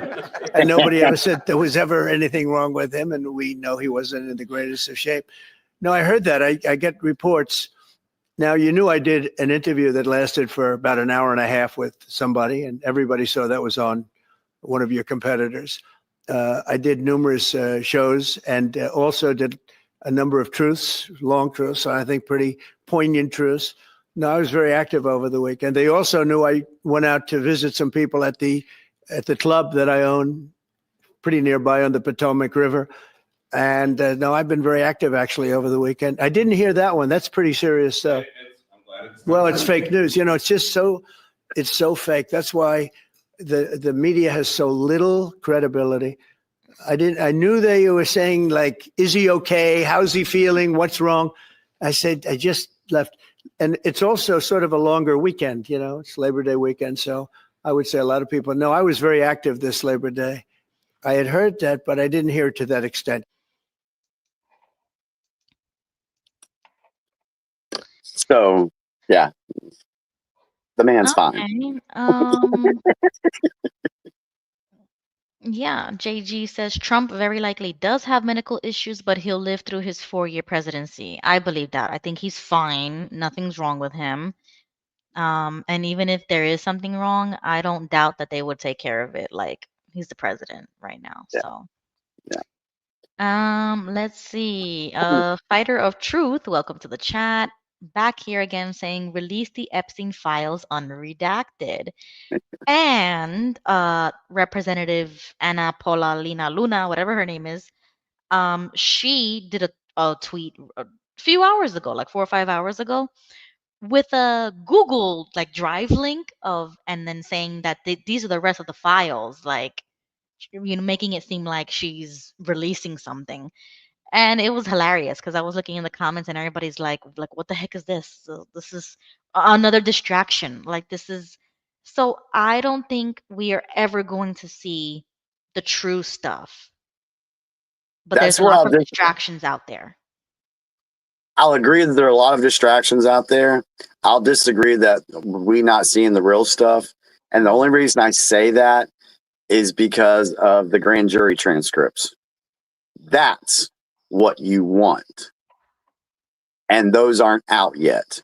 And actually, an Obama appointed judge, and y'all can look this up. An Obama appointed judge blocked releasing grand jury transcripts. Right. And I want it all. I want it all. I So, don't care what it is. I want it all. So the fact that they blocked it tells me everything I need to know. yeah. So you're going to hear more about this, and we are going to report on it when when stuff happens on this. So right now it's kind of in a holding pattern right now. So There is one thing that I am kind of happy about is with Thomas Macy. He tweeted this, and the caption says, "It's filed. Your congressman can now sign the discharge petition to force a vote on binding legislation to release the Epstein files." So he posted this as of September 2nd, 2025, a motion to discharge a committee from the consideration of a resolution. Okay. You see, this is more promising, in my opinion, than a Google Drive with a bunch of stuff that you have to download and you can barely read anything. the only thing where I'll put pushback on that, Ruby, is we know that they fabricated, and when I say they, I'm talking about the deep state players. They fabricated the Russian collusion stuff. Okay. They didn't say anything about Epstein for 4 years under Biden. Is it possible, that they concocted fake Epstein stuff? And is Massey going out and requesting that they create this panel or whatever to release that stuff or the grand jury stuff? That's why I say there's two different things going on here. That might be a possibility, but I don't think it's probable. Like, I don't think that there could be an agenda towards that, to mislead or to make it look like he's on there or he's not on there, whatever it is. But I still believe that the public must know, just like the JFK. Oh, I totally agree with that. The public needed to know back in the day when it happened. They needed to know that, and they didn't know anything. They knew the lie, but they didn't know the truth. Exactly. And the last thing that this country needs is to go through another situation to where the media is just carpet bombing the news with lies, like they did with the Russian collusion thing. And we're going to talk more about that. I got a clip for that a little bit later. But the country went through hell, people arguing back and forth about the Russian collusion thing, to come to find out that it was all planned and coordinated. We're finding that out now. Well, some of us knew about that in 2020, but that's beside the point. So we need truth. We don't need fake documents. Right. Give us the truth. And if there's anybody out there that's pushing for what may end up being fake documents per se, then that will tell you a lot about that individual, in my opinion. Right, but even if you did personally believe that there's two different versions, as you say, I don't think it should matter. Everything should be released, untouched, like preserved. Like, even if you do think that it could be mocked up or whatever. Yeah, but see, that's the thing. I don't think anything that's been concocted or manipulated, I don't think that should be out in the public as truth. See what I'm saying? Okay. Okay, so you're like up for interpretation, I guess. Like just release it and let people make up their own minds. But I'd rather have the true information, like what really happened with the Russia stuff. I know, but you know how many times we've brought this up of how do you know whether it's true or not? It should just be released. That's what I'm saying. It's like how do we know, Yeah, us regular people, know that that's even the truth? Like I don't even believe anything that comes out the FBI's office or mouth or CIA office. You know what I'm saying? So even if gotcha. it released the truth, I don't trust the place anyways, regardless. Like I I don't. got you. I got you. I got you. We- Yeah, all we want, I know all I want is the truth. Don't tell me a lie and then let the truth come out later. That's just me. Just give me the truth That's now. gonna happen regardless because it already did. How many years did people go believing the narrative about the assassination of JFK or Martin Luther King Jr. or any other name? It's like put whoever. They've always come If out the with truth lies came out, first. if the truth came out about JFK, you know, 50 years ago, we wouldn't be talking about it today. You know what I'm saying? There would be And no conspiracy theory. So exactly. So just I don't just I give us don't the think we're gonna see it. just give us the freaking truth. Okay. All Whatever. right. So let's go on to let's finish this up. One part on the world news, European politics and sanctions. Russia is suspected. I heard about this today. Russia is suspected of jamming GPS navigation on a plane carrying a top EU official near Bulgaria. Meanwhile, Belgium has announced it will recognize Palestine's statehood and impose sanctions on Israel. Now, going back to the first part, that EU, that was oh God, I can't remember her name, the head lady for the European Union. She's been going around to different countries to get support for keeping the war in Ukraine going. Mm-hmm. All right, the European Union, and especially the dude over in Germany, they are really doing everything they can to keep that going because they know if that war ends, they're all busted. So now she's saying that they had to land her plane because Russia was jamming their signal. And they had to use analog maps to be able to land the plane. Don't know if it's true or not. Is it them just trying to, build up the rhetoric against Russia and keep that whole thing going? I guess we'll find out soon enough. But what's the point? Like, why do we need to know that? Like, why is it important? Why do they think it's important to say that? Because well, the reason it's being reported is because the lady is blaming Russia for something. And what have we seen as a pattern where Russia keeps getting blamed for a lot of stuff that they didn't do? And I'm just saying it's an ongoing pattern of what they've been doing to Russia. And this goes back years, not just with the Ukraine stuff. Remember, I don't even like to talk about them on this channel, but we know how our former religious organization felt about Russia. Okay. Okay, So wait. But even if it was Russia, again, why does it matter? Like, why should I care? Why is it important? I should I rather guess if for folks that are not really into the Ukraine stuff and know all the stuff that's going on there, maybe it wouldn't make a difference to them at all. But what I take away from it is the fact that they're blaming Russia for something that probably didn't happen, just to keep the rhetoric up, to keep the war going. Okay. That's why. Okay, I mean, I guess so. I mean, to be honest, it's like I don't care. Like, I think we're also over the Ukraine stuff. uh, It's like, I really, can we be done with that now? but it's kind of sad because people are dying over there. Same thing with the Gaza situation, and it's like, Yeah, what is our government doing? What is our government saying?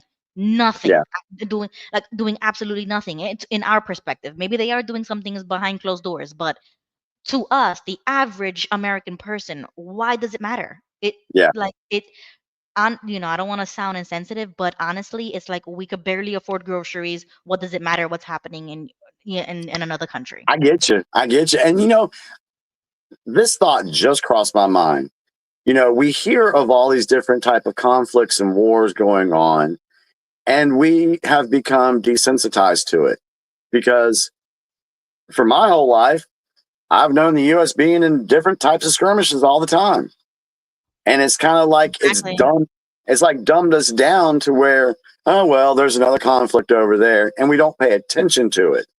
And in my conspiratorial brain, that's exactly what these people want. They want to continue their wars because we know it makes them money. And they really don't want people to pay attention to it. But Because it's gonna happen whether we vote for it or not. Like that we don't have that type of democracy where we can say, I don't vote for that. I'm anti-war, so therefore we're not gonna go. They're gonna go anyways. So that's what sometimes I get black pilled and I'm like, who cares? What does it matter? Because a gallon of milk is freaking $6, yeah, So it's I like, get it. I what get it. what are we supposed to do? Yeah, I get where you're coming from, and I totally understand it. So, Okay, what's next? all right, what's next? Judge blocks Trump's use of troops. Here we are with a judge again. Oh, yes, and I have a clip for that too. I think I know where Well, you're going. Judge blocks Judge blocks Trump's use of troops in L.A.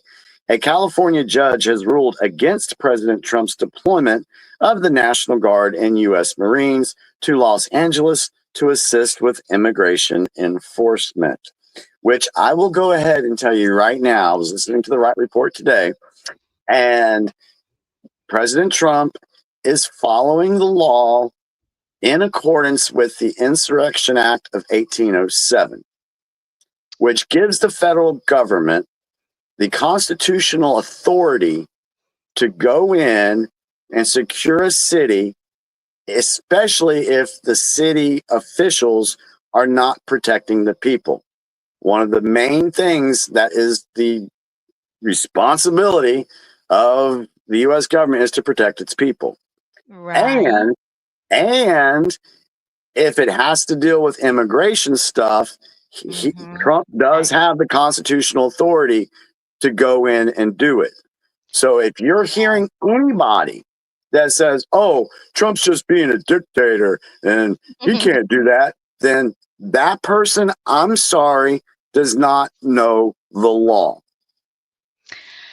Okay, so I was just about to ask you that. Why did he activate the National Guard for DC?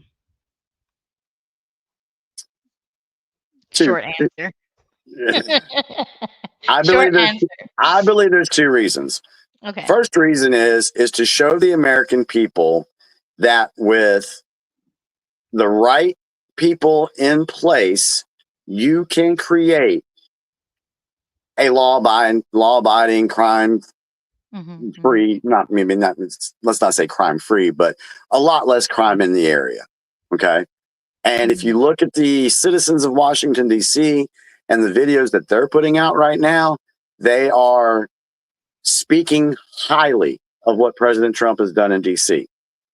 Even the mayor, Muriel Bowser, she is singing Trump's praises on what's been done in D.C. Carjackings have gone down 87% since the National Guard came on the scene in D.C. People are able to walk around the streets and they're not afraid to be. There was a guy walking around in all his bling.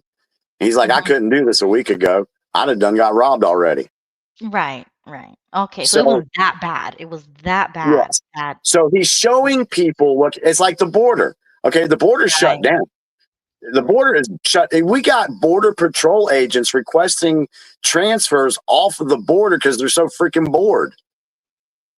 And so Trump showed the American people, hey, when you have somebody competent in office, this is what can happen. Your border is closed. Biden said, oh, we need to get, the Republicans don't want to do it. We need an act of Congress to get, no, the hell we did not. Just do your damn job. Right. That's crazy. So it's Mhm. done. So this is one of the reasons why, I mean, in Chicago this past weekend, what was it? 54 people shot over Labor Day weekend in Chicago. I And, have I have a clip right here that I wanted to show. and it So happens all the time, every weekend. Go ahead. I'm sorry. that's crazy. I'm getting geared up now. Yeah, because I thought this was interesting. The caption on this tweet says, "Trump on National Guard deployment to Chicago. We're going in." And then this is the quote: "This isn't a political thing. I have an obligation. When 20 people are killed over the last 2.5 weeks and 75 are shot with bullets, we're going in. Chicago will be liberated." So, I mean, this is a 6-minute clip, but you guys can, on your own, Google that and look it up. But that's crazy. Yeah. So he's going in, he's going to go into LA. This judge has no authority over Trump when it comes to this. The mayor of Chicago signed an executive order saying that the police were not going to cooperate with the federal government. So Trump might as well just not come in here to Chicago. Yeah. Mhm. I put a thing on my Facebook said, watch, the governor or the mayor of Chicago is going to end up taking the FAFO walk Mhm. because he's effing around and he's Mhm. going to find out. And I put that up last night, and then that tweet comes out today about Trump says we're going in, and I was like, "Yep, here it goes. Just watch. He's getting ready to f. He's getting ready to fo."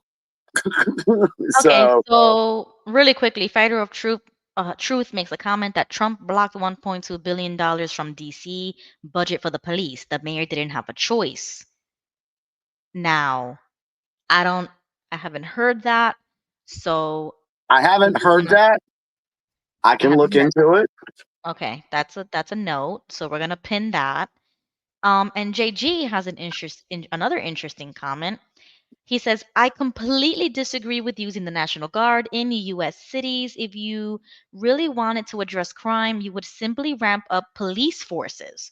Trump appears to be priming the U.S. for civil unrest."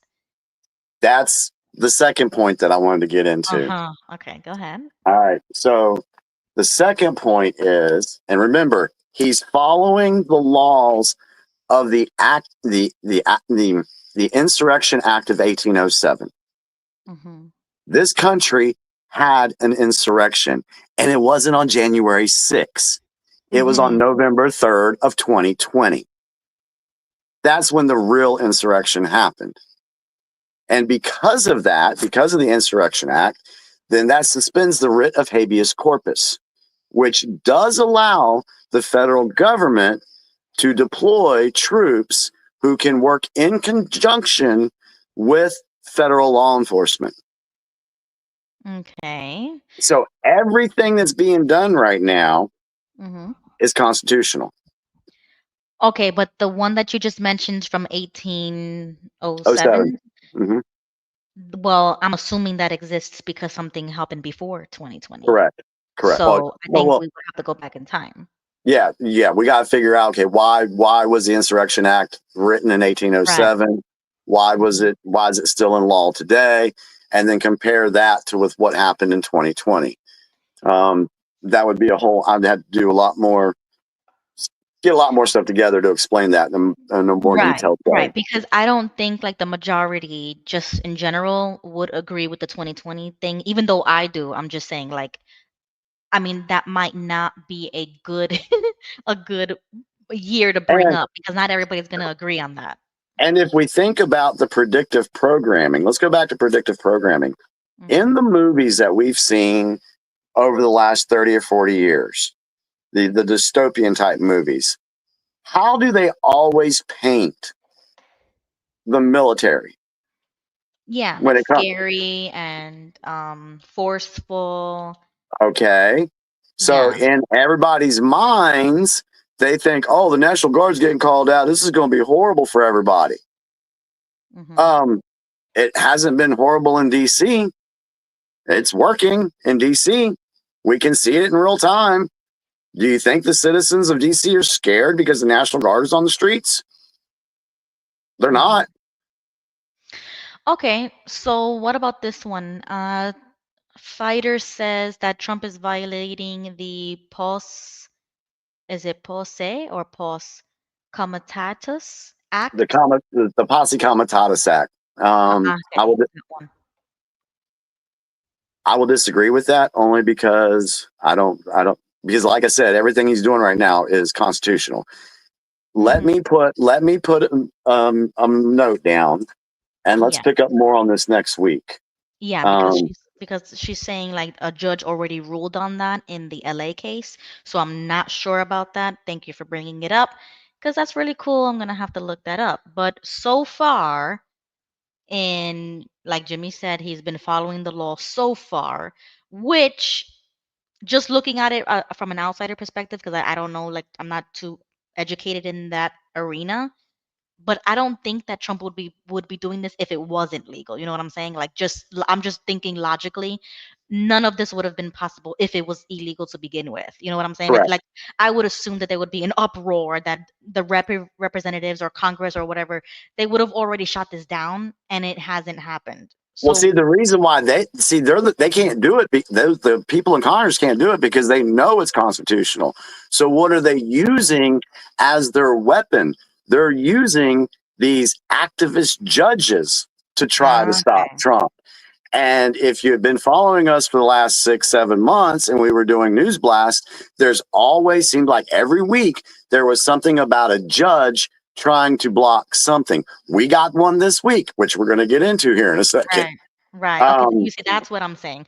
And to be honest, that's just stalling the inevitable because those judges, they know damn well if it's legal or not, and they'll still rule against something. And then down the line, it's gonna happen anyways because it's gonna be, returned. well, what the people, Overturned. I mean, overturned. so what are the people seeing? If you see that happening, what should that tell you about that judge? That they shouldn't be a judge because number one, you're wasting everybody's time and money here. And you're going against America. You're going against the Constitution. You're going against the very oath that you took as a judge, and everybody else who thinks that they're doing the right thing, but they're not, because what they're supposed to be doing is using their time and their resources to actually protect. Like if you're a police officer or if you're a judge or a lawyer or whatever the case may be. So you're wasting everybody's time here. So we at Digital Soldiers have said that we are in an exposure phase, and these judges right now are being exposed for who they are. So Yeah. people can make. Now I know some of these judges and everything, they get appointed by the president directly, but then you have some of the judges on a lower level doing the same thing, and you have to be able to recognize who these people are so that when you do go to vote, you don't vote for them. How many times people just go in, vote president, vice president, one senator?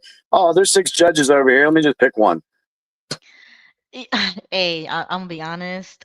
That was me a couple years ago, Hmm. and I literally had to look up every single name and read their website, read literally everything, and it was exhausting. I was like, Hmm.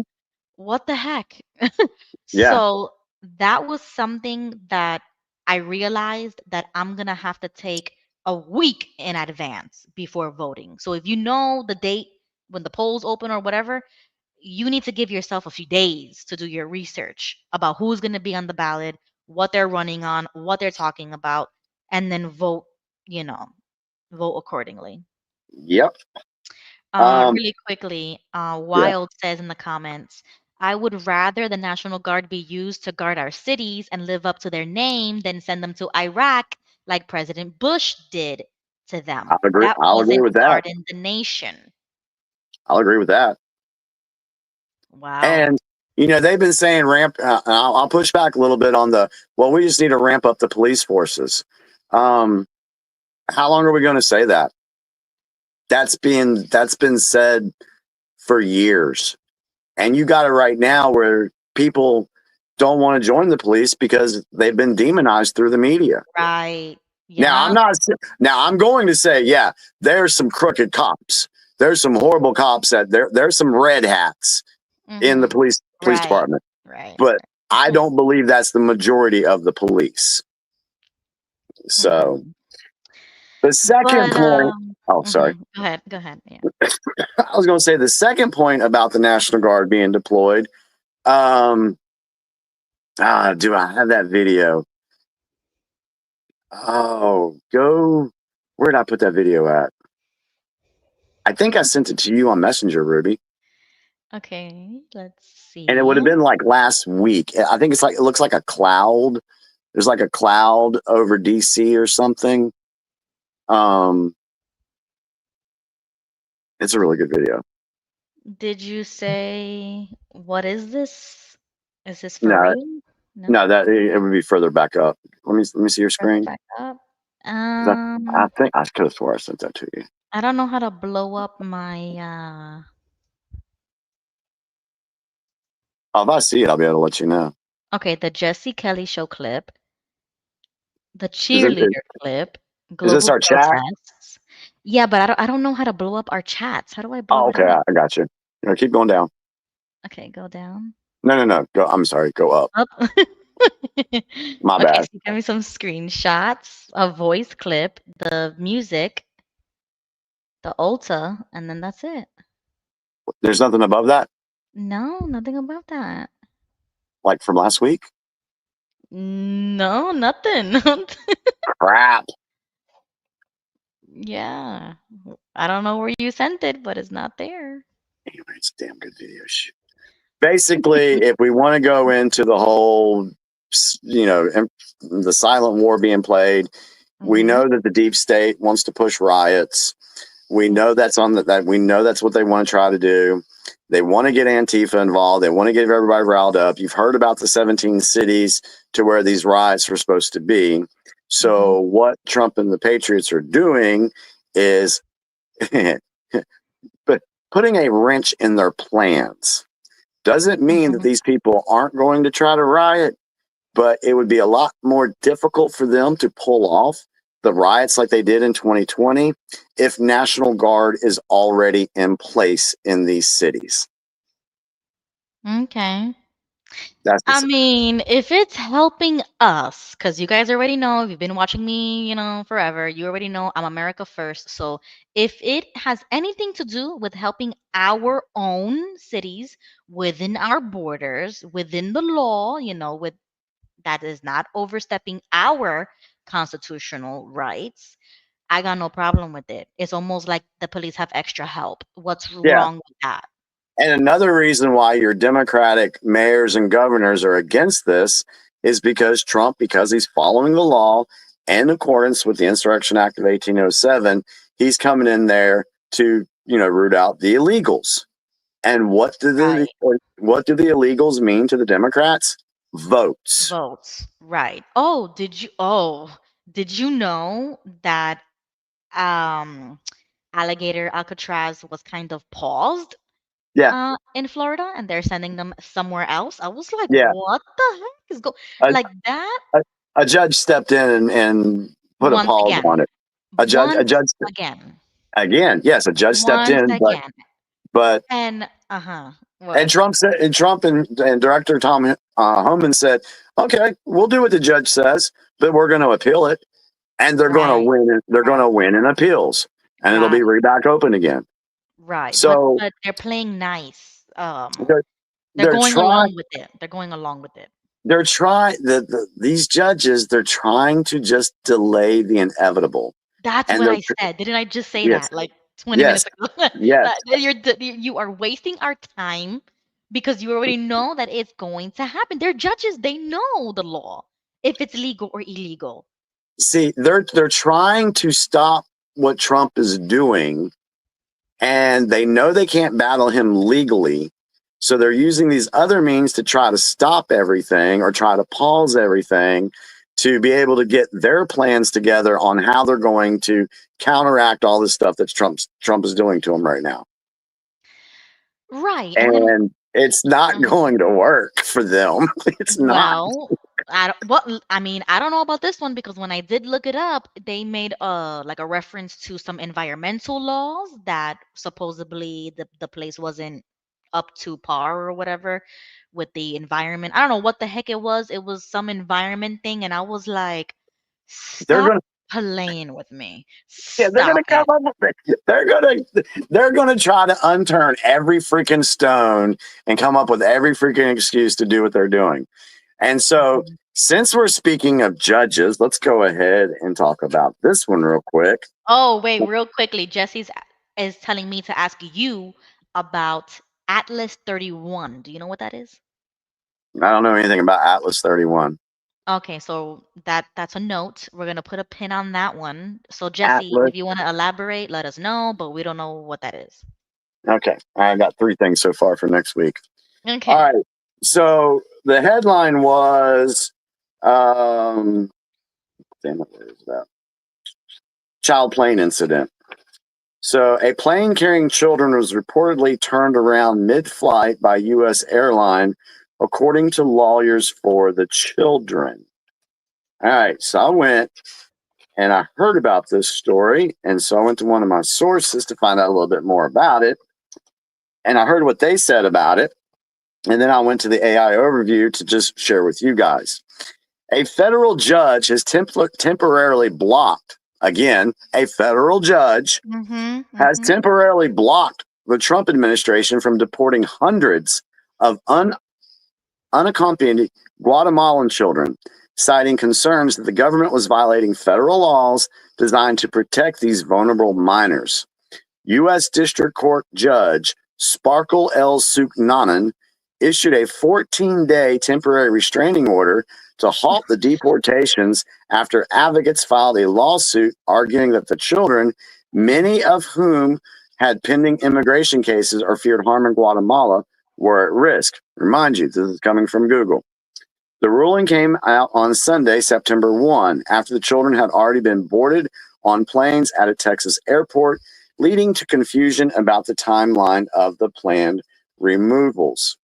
Key arguments: the advocate's position. Lawyers argued that the deportation attempt violated laws designed to protect children arriving alone in the U.S.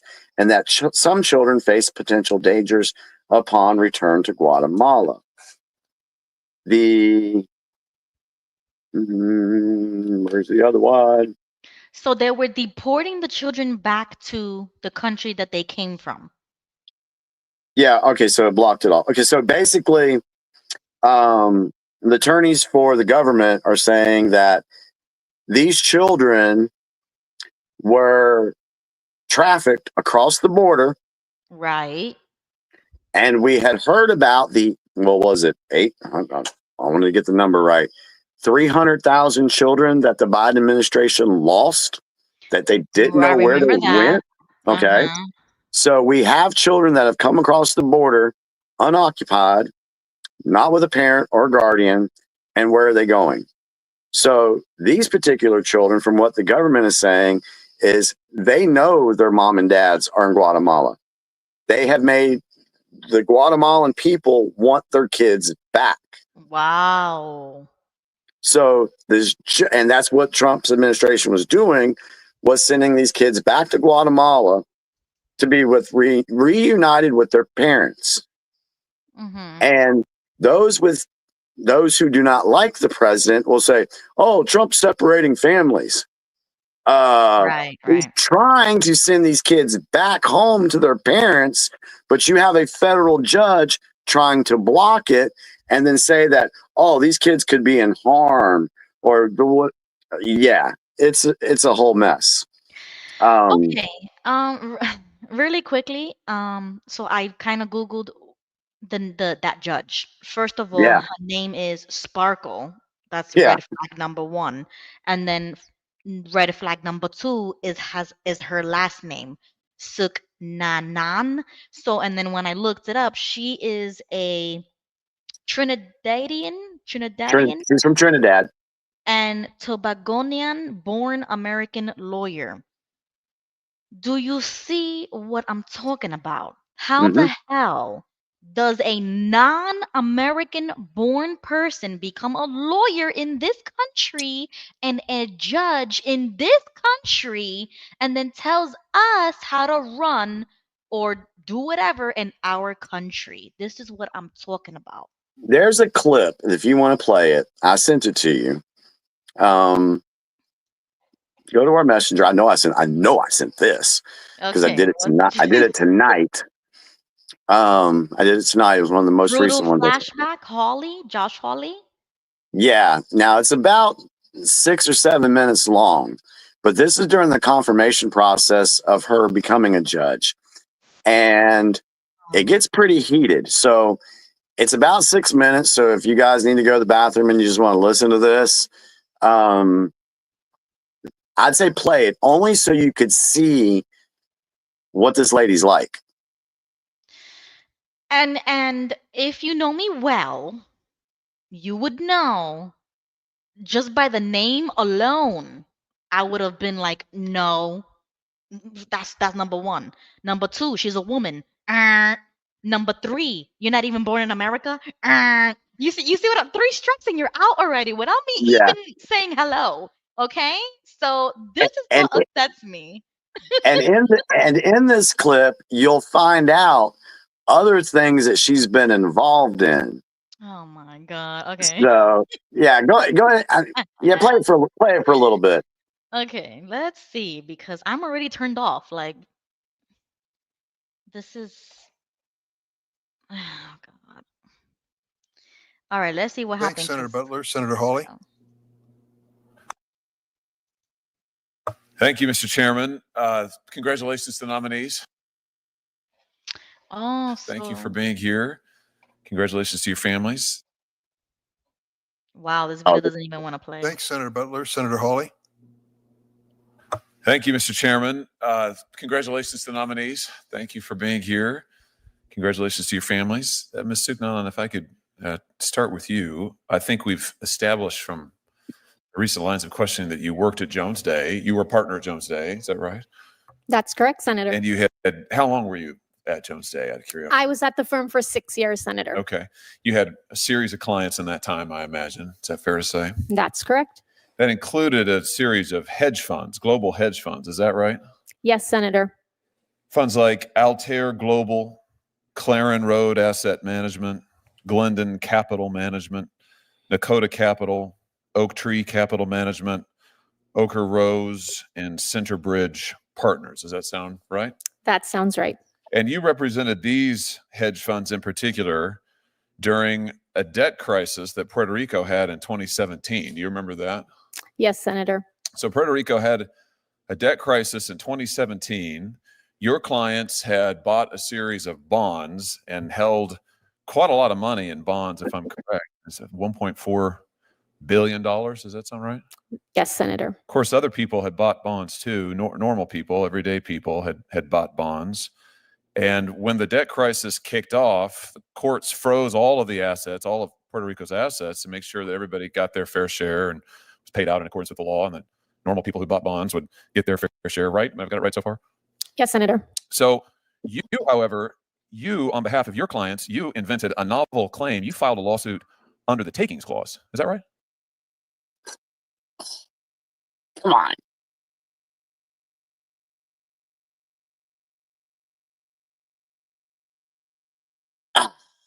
Is it gone?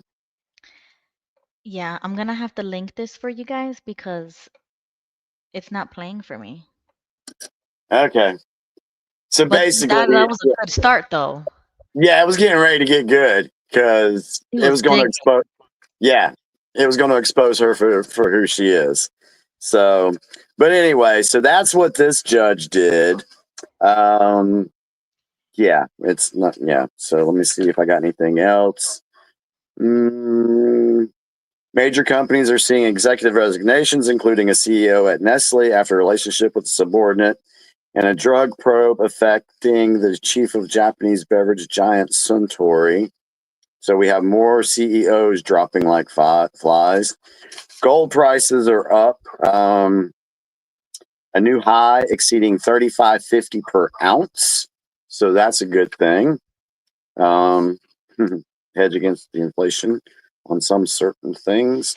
So anyway, it's kind of what I got there before we go into the whole Ulta thing, which will lead us into the Minneapolis thing, which will, go that route. So, Okay, yeah, because the very last thought about that one was this is a non-American judge doing stupid crap as a judge. mhm. Imagine if we had at least an American. Like okay, if I had to give in and say, okay, fine, let a woman be a judge, even though I disagree with that. Can she at least be American? Like, damn, am I asking for too much? So that's what gets me upset is how many other women, American born women, could have had that job that she has, and she wasn't even born here. Yep. That's what gets me upset. Okay. I mean, Well, it's, we talked about culture last week, yeah. and this is, excuse me, this is exactly what they want to do, is destroy our culture. Sorry. You need to quit smoking. I hate when I have a cough attack. But anyway, but they want to destroy the culture. And we're going to talk a little bit more about that, especially when it comes to immigration stuff and the videos we have for that.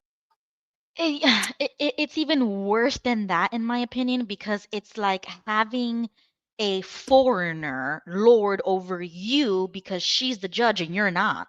So if I was in her courtroom, I'll be damned if I'm getting lorded over somebody who wasn't even born in my country, is not my countryman at all. She wasn't born here.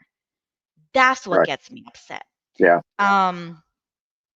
Okay. So, well, where do you want to go next? Because Let's go ahead and shift gears. Let's go ahead and shift gears on the whole trans thing. Okay. And the agenda there, and let's talk about the mental crisis that we have in this country.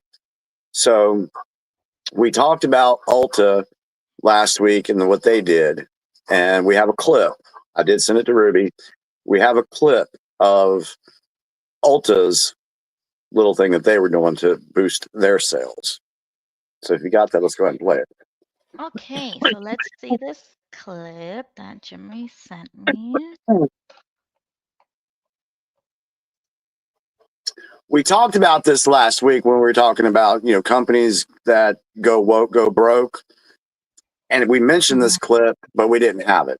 I'm here to see the display for the first time, you guys. Hi, honey. What's your name? Nice to meet you, Paulina. Nice to meet you. What's your name, honey? Nice to meet you. We're going to see what Javian hair looks like at Ulta for the first time. It's going to be Ulta fun. Okay, let's see it. Who is that? She's so pretty. I got highlights since then. You guys, do you think it's pretty? It's gorgeous. Do you think she's gonna get along with all of her other new Ulta friends? She does, right? Javian hair is now at Ulta Beauty nationwide. We love the hair you have. Okay, now play the clip on the cheerleader thing. Okay.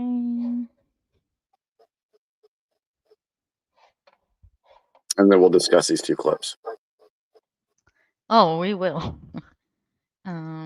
Let's see. Okay. Got it.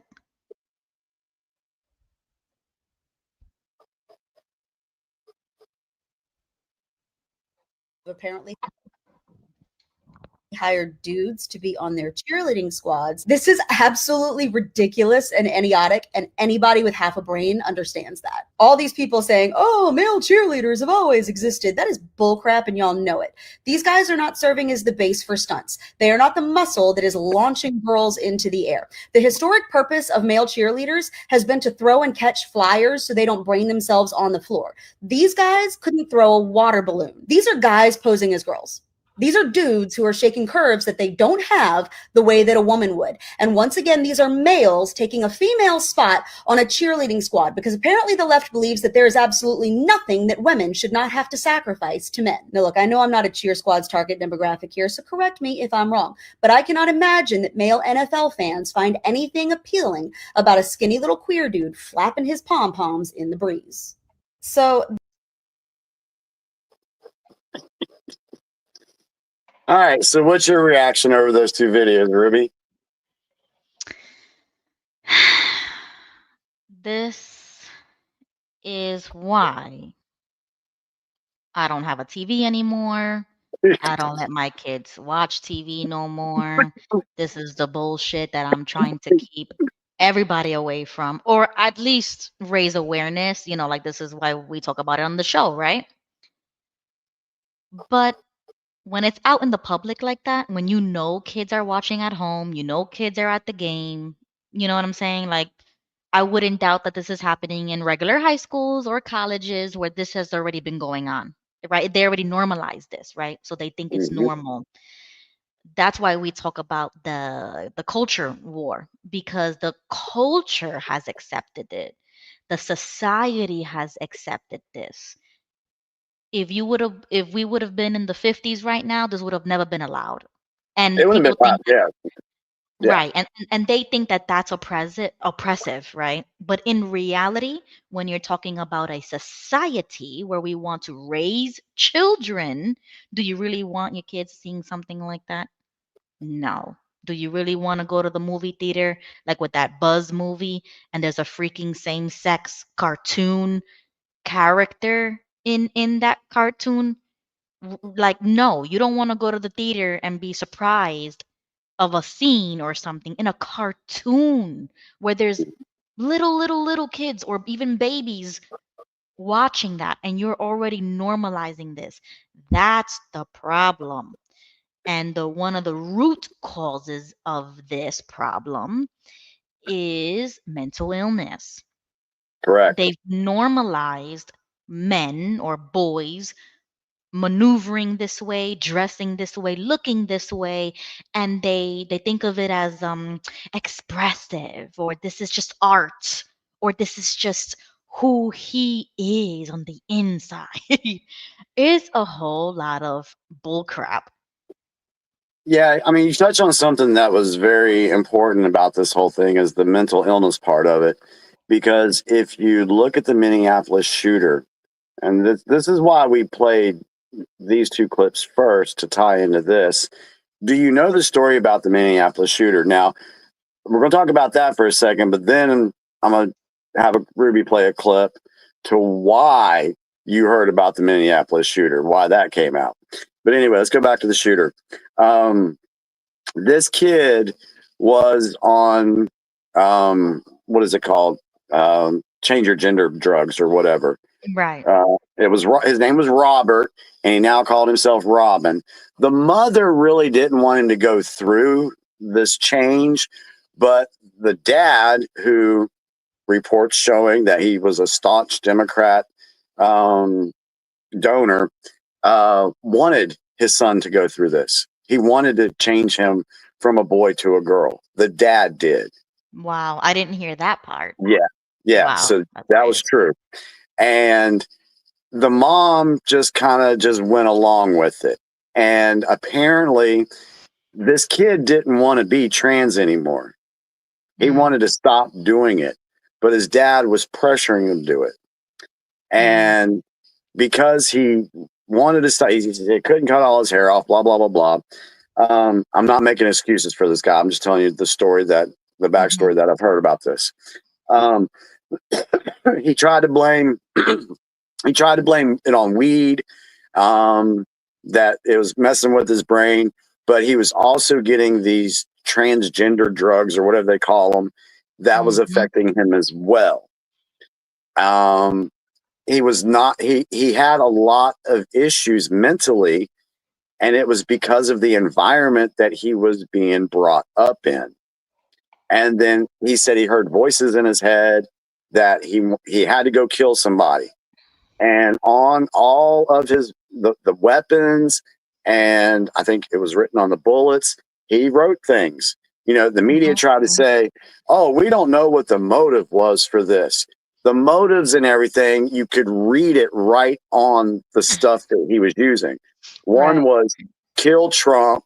The other one was 6 million dead, not enough. If you know what that's referencing to, you know. But there was a lot of different things that he wrote on there. So this dude was mentally ill. He needed help. Severely. He Right. needed help. Mm-hmm. And because we're not addressing that issue in this country, that is the problem. But what do the Mhm. Democrats use? Oh, you never let a good crisis go to waste. They're pushing gun control. Every time something like this happens, the Democrats go straight to gun control. Did they do that when President Trump was allegedly Mhm. shot? Mm-hmm. Right. Did they say anything about gun control then? No, they did not. Yeah. So instead of addressing the real issue, mental illness, they have to gaslight the American people and say, oh, it's because of all the guns.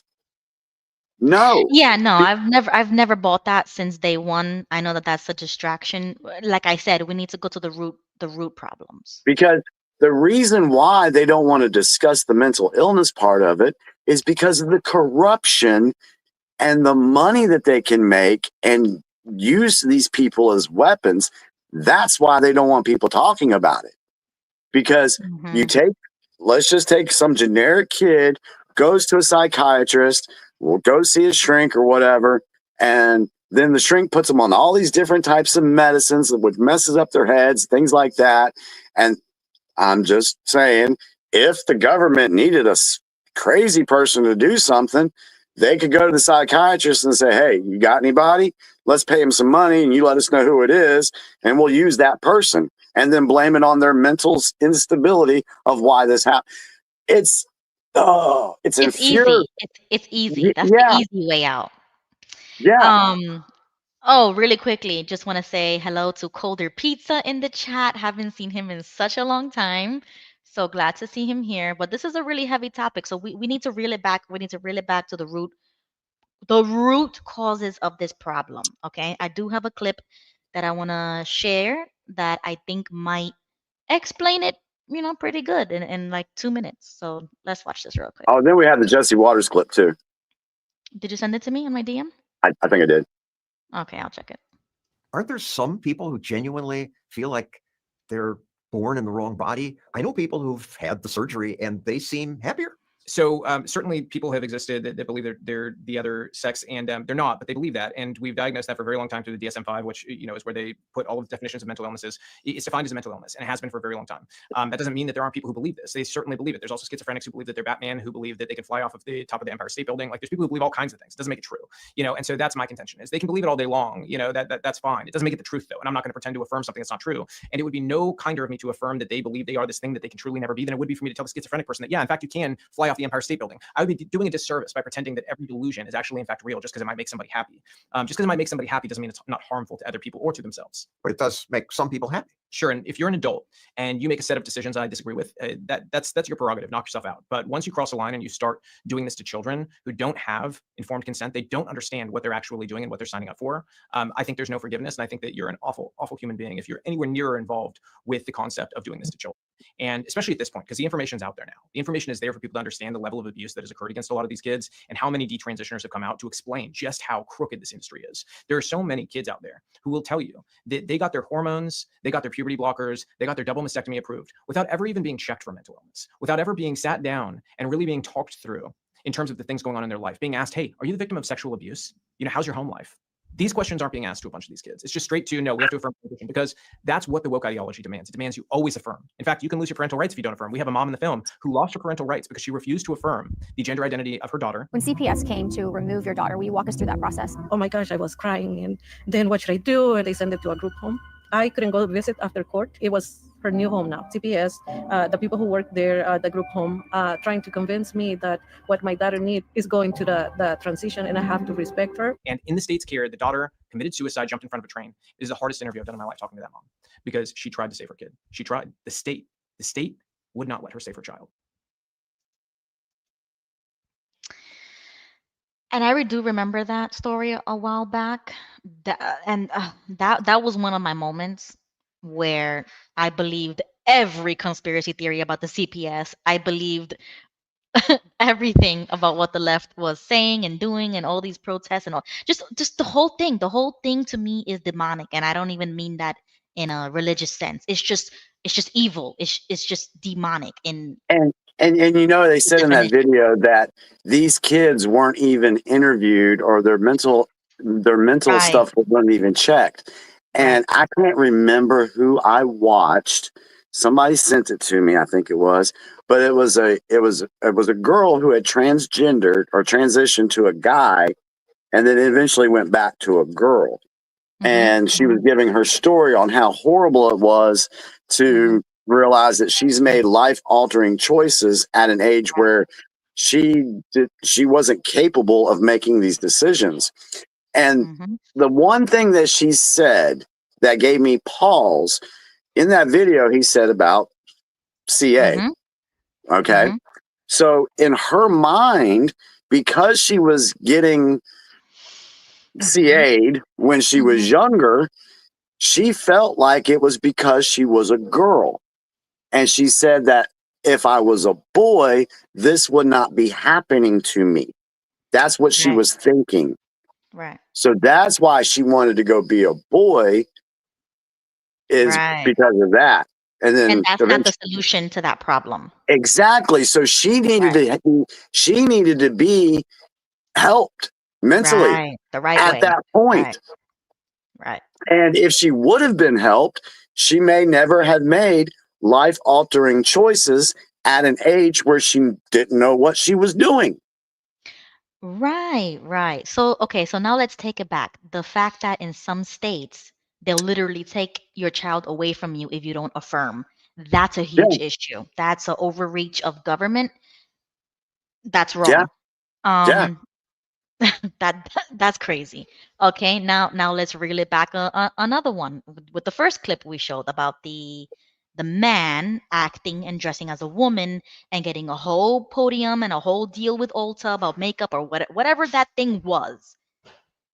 That is once again the normalizing so that young Correct. boys can think it's okay to wear makeup or buy makeup or be in women's spaces because a grown ass man is doing it. Like, no. And then there's adult women who see nothing wrong with it, as if we're supposed to be inclusive or whatever the case be. No, you see, this contradicts, in my opinion, everything that the supposed feminist movement was supposed to be about. It Mhm. contradicts it. When now 50 something years later or more, when did feminism start? Fairly recent in our history. 60s, I It'll guess. 50s, 60s, I guess. Right. So now in 2025, you're telling me that now it's okay to have men in women's spaces just because they look like us, talk like us, move like us, or wear wigs or whatever, right? They're trying to be like us, but they're not us. When weren't we supposed to be standing up for women? Weren't we supposed to be fighting for women's rights? Or like what happened to that? Yeah. Because all of the sudden now, because this man is dressing like a woman, I'm supposed to just throw all that indoctrination away just because he's wearing makeup and a dress? You know, you talk about normalization, and when I had that clip of the whole Clint Eastwood thing with the 11-year-old girl, I was in the comments section, and I was actually shocked because people were like, "Oh, I remember seeing this movie. It was a great movie, and this was a great scene." And I mean, there were people actually supporting that scene in that movie.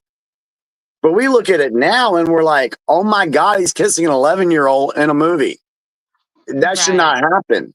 But people were like accepting it just to be normal. It's they don't And, even and it's the realize same it. and it's the same thing happening now. People think that this is just normal. No, it's not. When you subject kids to this and you're not getting the kids the help that they need mentally, you're creating problems for the country. Exactly. Like I said, the society is accepting it and normalizing it. Grown ass men and women are accepting this. You saw in the video where he's introducing himself and they're going along with it, like, hey, hi, I'm so and so. No, like if I was there in real life, I would have been like, I would have had a face, right? If I can't say anything, I would have had a face, right? Because Yeah. what is that? What is that? What is that? And I think the American people are waking up to this stuff because, especially the normalization part, because we saw the backlash that Bud Light received because of the Dylan Mulvaney thing. We're starting to see a backlash, and the other thing that's happening is these shooters. Look at the last shooters that we've had over the last 2 or 3 years. Okay, that was the next. Yeah. They are all trans. Yeah, so that's the other pattern that we're seeing now. All of the sudden, all of these manifestos and all of these shooters are having mental health issues, and one of them is the sex change or whatever. I don't know. Yeah. That is a modern problem, in my opinion. Like Fighter said that there's like what 400 million guns or something. The gun is not the issue.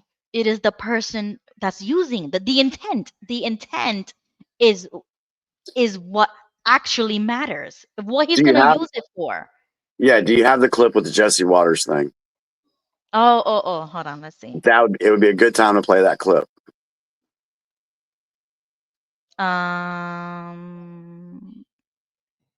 Okay. Yes. How do okay. Hold on, sorry. I was going to say, I hope you have that one. I know I sent that Yeah. to you. I hope I had it too. Okay, I got it. Okay. This was done really well. Oh. Shoots up kids at a Catholic. So a suicidal transgender who hates Trump's Christians and Jews shoots up kids at a Catholic school, and the media wants to take away your handgun. So how are we supposed to protect ourselves from trans shooters? The media is bad at pattern recognition. We aren't. Just 2 years ago, another trans 20-something walked into a Christian school in Nashville with a rifle and shot 3 kids and 3 adults. They buried the manifesto and locked down the case. We've seen trans shootings in Colorado and in Maryland. They even shot up an ICE facility in Texas. And it seems like half of Antifa's trans. A couple of they-thems just got popped for firebombing Teslas. The mayor of Minneapolis says, you can't say that. Anybody who is using this as an opportunity to villainize our trans community or any other community out there has lost their sense of common humanity. We should not be operating out of a place of hate for anyone. We should be operating from a place of love for our kids. I don't hate anyone who thinks they're trans. I feel sorry for them. But statistically, the trans population has been prone to violence. That's not villainizing, that's reality. And if you can't recognize reality, you're in danger. We love the American people, especially American children. And if they're troubled and believe they're somehow a girl trapped in a boy's body, we want to get them help. We don't want to give them hormones and operate on them. Society shouldn't be trying to produce more trans kids. We shouldn't be encouraging an emotional disorder or whatever this is. And doctors should stop profiting from it. Great Britain ended child sex change surgeries. They said it's barbaric, and they're right. And politicians should stop elevating the trans issue like it's the civil rights struggle of the 21st century. You see it all over Minneapolis. Minneapolis will continue to be a safe haven for our trans community. For being a safe haven for transgender individuals. We have sued them for gender affirming care. Yes, we are not going to scapegoat our transgender community. When our children tell us who they are, it is our job as grown-ups to listen and to believe them. So when your 9-year-old tells you he's a horse, do you let him sleep out in the barn and eat hay? What are we doing here? Just a few years ago, the psychiatric community classified transgenderism as a mental illness. Then doctors went woke and removed it as a condition, and now millions of young Americans are identifying themselves as trans and getting high fives. When someone has an illness, we should treat it. So a suicidal transgender.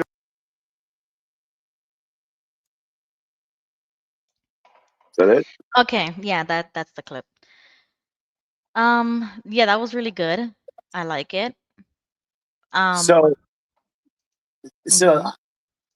I think what people need to make the distinction of, instead of jumping on the bandwagon with the media and saying, "Oh, guns are the problem," Right. no, It's not. No, that it's is not. not the problem. It is the mental illness that's not being addressed in this nation.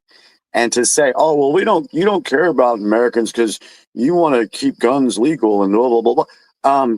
I'm showing you I'm caring about Americans now and our kids because I want these people to get help. And The if right, these the right people, kind, the yeah, if these appropriate kind. exactly, if they got the right help they needed, not only are you hopefully saving their life because it said suicidal transgender, Mm-hmm. you are possibly saving other Americans' lives by them not going and doing what they've been shown to do over the past 3 years. Mm-hmm. So, okay, so that's just one major issue, right? Now, the other side of this story is that once again, Christians were targeted in their domestic terrorism. And I found this interesting is that when they target a mosque, they have a name for it, right? Islamophobia, I think it's called, Hmm. right? Hmm. When they attack a synagogue, they say anti-Semitic. But Hmm. what do they call it when you attack Christians? Nothing. I think that's an issue because I don't know if there's a, maybe it does exist, I just don't know it. Let me know if you guys know it in the chat. But what is it called when somebody targets Christians out of hate or out of alleged hate? Because supposedly this shooter was possessed or something, like he was writing demonic things and Yep. drawings in his things. Yes, he The will. Yeah. manifesto was crazy in my opinion. And then there was allegations of his father's involvement with the CIA. So once Yeah. again, this is planted, this is So, distractions again. so pivoting from okay, so hold on. Let's address comments. Anything in the comments about this because this is going to tie into the next point on you just saying that this was a distraction. Let's see. A really good comment that I think it was Lisa said it. She said that she's theorized transgender could be on the rise due to vaccines. I've thought of that too. But aside from that, not too much. Wild Wall was I joking haven't that. heard that yet. I've not seen anything on that. I'm not saying it's not possible because it can mess with your brain, I'm sure, somehow, but I haven't seen anything yet on that. Mm-hmm. Okay. So what would you like to add about the distraction? All right, so I sent you the clip of Oh, Tulsi Gabbard coming to the stage. yep, I got it.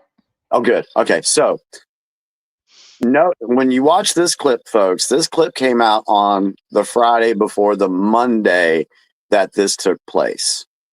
And we have always said that whenever bad news happens for the deep state, there's usually a false flag or a distraction. So I believe, and so do a lot of other people believe, that the reason why this thing happened on Monday was a distraction wrapped up with all its storylines Oh, and yes, everything. yes, yes, yes, yes. All right. Because of this. Okay, yes, now I remember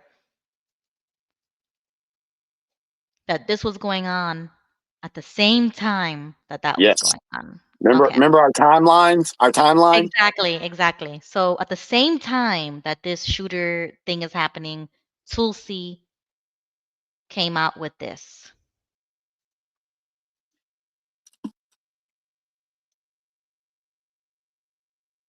The House Intelligence Committee Chairman Rick Crawford Today, we've released a declassified oversight majority staff report that was produced in September of 2020. The stunning revelations that we are releasing today should be of concern to every American. This is not about Democrats or Republicans. This has to do with the integrity of our democratic republic and American voters having faith that the votes cast will count. There is irrefutable evidence that detail how President Obama and his national security team directed the creation of an intelligence community assessment that they knew was false. They knew it would promote this contrived narrative that Russia interfered in the 2016 election to help President Trump win, selling it to the American people as though it were true. It wasn't. The report that we released today shows in great detail how they carried this out. They manufactured findings from shoddy sources. They suppressed evidence and credible intelligence that disproved their false claims. They disobeyed traditional tradecraft intelligence community standards and withheld the truth from the American people. In doing so, they conspired to subvert the will of the American people who elected Donald Trump in that election in November of 2016. They worked with their partners in the media to promote this lie, ultimately to undermine the legitimacy of President Trump and launching what would be a years-long coup against him and his administration. So that came out, and then the shooting happened. And without even knowing that, I thought of that just thinking logically. That once the information came out about this shooter, the motives, the manifesto, which by itself, why all of a sudden all these shooters are having manifestos as if this is like a Batman movie or something? Like what? Um, and then just add on to that this guy was having issues mentally, and then the transgender stuff, and it's like the ball keeps rolling again and again, and it's like I'm tired already. I'm tired of it. Yeah, this news that Tulsi Gabbard brought out is huge. I mean, everybody should be learning about the Russian collusion hoax because that is exactly what it was. You had a sitting president of the United States conspiring with his administration and different spies in Europe to come up with something that was fake, phony, and false, sold it to the American people, and then put President Trump through all that crap in his first term. Right. Why? Why? That's what you need to be asking yourselves. Why did they go to the length that they went to commit treason to try to stop Trump? Why? Exactly. As if he's a threat of some sort. Because I Which, mean, which that's what I would technically, start thinking. yeah, because he was a threat to the 16-year plan and what the deep state was trying to do. I mean, yeah. If okay, so I'm gonna be honest. To me, it doesn't feel like this is new news. I feel like I already knew this from when it was happening. So to me, it doesn't really, raise anything. Yes, I agree with that because I knew this stuff in 2020, and I was trying to tell people back then that hey, this is all BS. No, he did it. Yeah, it was fake from day one. I mean, just listening to the words coming out of their mouth. And I'm so glad that I was kind of either taught this or maybe I was born with it. I don't know. But it's just now that I'm awake, as soon as I hear somebody talking, I could spot things now. Yeah. Whereas 10 years ago, I would be gullible or naive. I wouldn't even blink twice. I wouldn't care because it didn't mean anything to me. But now that I'm actually awake and things matter, I care now. Now I can I notice things. Good. And another thing is back then when I was telling people about all this stuff, oh, Jimmy, where's your evidence? Where's this? Where's that? And I'm like, okay, the evidence, I mean, if you actually did the research, you would have found it back then.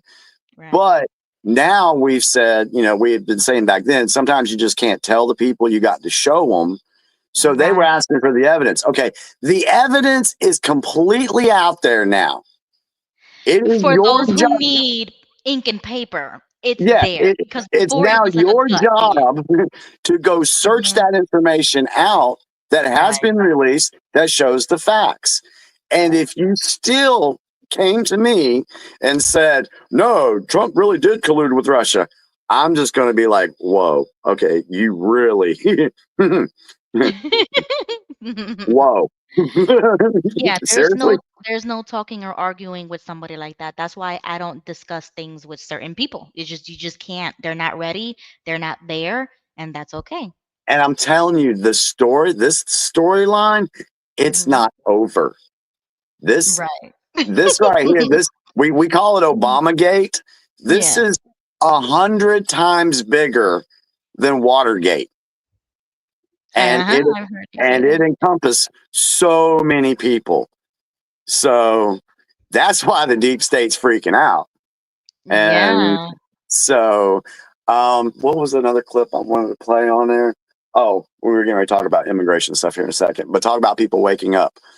Oh, guess who we got? Guess who's Sorry, here? guys, for being late. Hey. Hey, Bo, what's up, Bo? How long you been watching this evening? I literally was like, I've been doing stuff. There's a bunch of stuff going on, and I literally just saw like 5 minutes ago, and I said, "Oh It's my gosh, okay. they're live!" I thought it was yesterday, and I ran on as fast as I could. Sorry, guys. I'm so sorry. It is okay. You are here now. Welcome to the UPC. Glad to have you, buddy. Yeah, I'm glad you made it and that you actually hopped on the stream. You got anything? You got anything to share with us this evening? Yes. Would you like to add anything?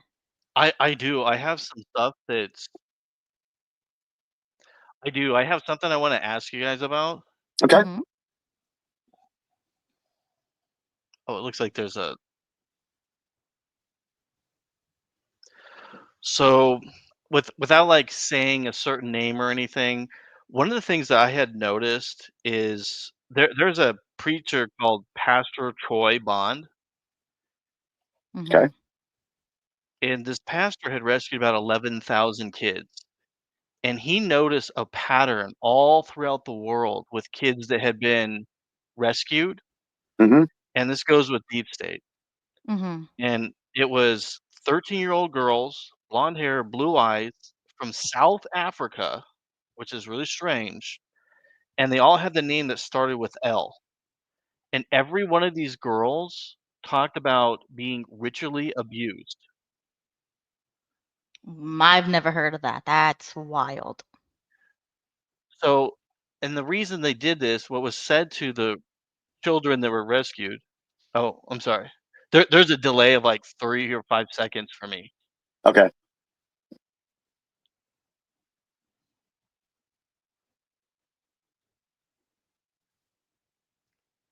So my what I wanted to ask you guys about, because you know Ruby is a certain age demographic, and Jimmy, me and you are around the same. What I was wondering is certain organizations, I won't say their names, that protect people who like children. I wonder if it's the same ritual that's going on here all around the world. I believe Because so. their belief system is there's a thing called inequities, and the more inequities they do with the longer generation of abuse makes their what they believe is their power to be more powerful.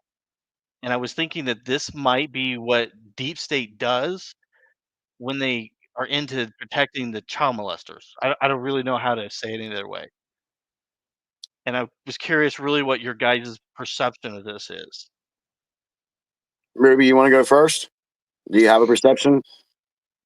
I would just be open-minded enough to say that that could be happening.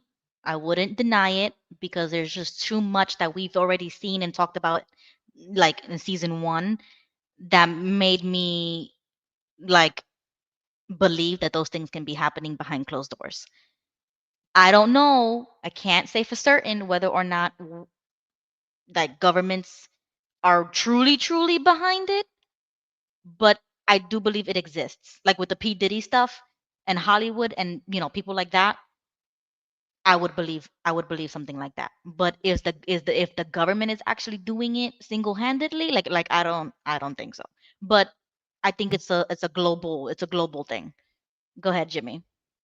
I believe that it is 100% real. I believe that governments are involved with this. Last report that I saw was that the state of Israel is the #1 country for human trafficking.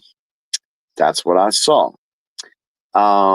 We know that the cartels do this. We know that it's done in American our American it's being done at a government level. Why? Well, first off, you've got 800,000 children that disappear every year from this planet. 800,000. Where are they going? And trafficking is the #1 moneymaker for the deep state. That's what it's more lucrative than drugs, because drugs you can only sell to a person one time.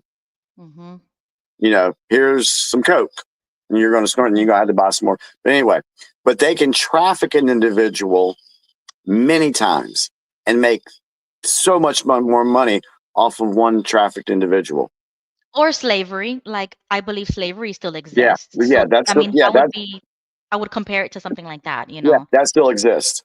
Right. And you've got organizations, different NGOs, and I don't have a problem naming some of them. I'm not going to name one of them, but like the Red Cross, they're involved in this stuff. Please write that down, Jimmy, because I remember you telling me that a long time ago, and we miss it every single time. I Yeah, don't know about that. You have to the Red educate Cross me. is involved in human trafficking. You have all these different foundations, like the Clinton Foundation is Okay. involved in human. So, and you have religious entities that are involved in this. We just had 2 individuals from the Kingdom of God. I think it's based in South Carolina, and this happened within the past week. The 2 leaders were arrested for human trafficking and smuggling in 4 different states. Really? Yeah. I had one of my Facebook people sent it to me and asked me a question about it. So yeah, that just happened. So you've got religious organizations, if you know, Cults. involved in this. Yes. Okay. Yeah. And there was also another cult that got busted in Tampa, actually, right here in Florida, Yes. for Yes. using manual labor as punishment or something like that. They weren't paying the followers, and they were disguising it as volunteer work. And I was like, oh my God, like these are all trigger words. But they just got busted. So I mean, they are cracking down on this kind of stuff. It's interesting. It's interesting when Bo said that the girls' names began with L. Okay, you know what hit my brain when he said that? What? And I could be totally off base, but L is reference to the gods, like Elion. The word El means God, right? Somebody correct me on that if I'm wrong, right? Someone said Lewinsky. I'm sorry. Oh, Gail is here with us. Welcome, Gail. I mean, I've never heard anything about the L. I have something to talk about tonight that goes along with Bo. And hi, Bo. Well, he's muted. I wanted to ask, do you guys know who Sean Atwood is? Hey Yeah. guys, sorry, there's something wrong with my microphone. Hi, Bo. Hey. I watched a lot of your videos a couple of years ago. Well, anyway, I was watching Sean's show today, and he had a gentleman on named Kevin Annette. Kevin is an advocate for children's rights. Now, this is going to blow your mind. You're not going to find this on the internet. It's not going to be covered on the news. This is 9 circles ceremonies. It's rituals of children that's going on right now. It's almost going to be like a Nuremberg trial. I don't know, Jimmy, if you heard of this yet. I have not. Okay. Pope Leo's involved. He's the #1 guy on the list. King Charles, Trump, and Mark, who's the head of NATO. Now, they're issuing warrants. I don't know if they issued them yesterday or today. And they're issuing warrants throughout Europe and the United States. This is a disgusting, disturbing, and I'm going to just say there's going to be a warning on this. This is 9 circles of ceremonies takes place in Chicago, Illinois, Cleveland, Ohio, and the southern border of Canada. And this particular gentleman, you can find Kevin on the internet. He's written a couple of books, and he's a real advocate for how do you pronounce it? Indigenous children, the ones that were missing in Canada. Well, they found them. They found a lot of mass graves on the border of southern border of Canada and Ohio. And this is a huge international criminal court going on right now. It's taking place in Europe, and then it's going to be in the United States. They're not going to disclose where it's happening in Europe, and I don't know where it's going to happen in the United States. But we know that the Pope is pretty much covered and protected, and so is King Charles. But they have 13 magistrates on the list that they're going to issue warrants for. Even if they don't appear in court, they'll have warrants for their arrest. And I don't know how they're going to round all these people up, but it's despicable and disgusting. They found mass graves of young children.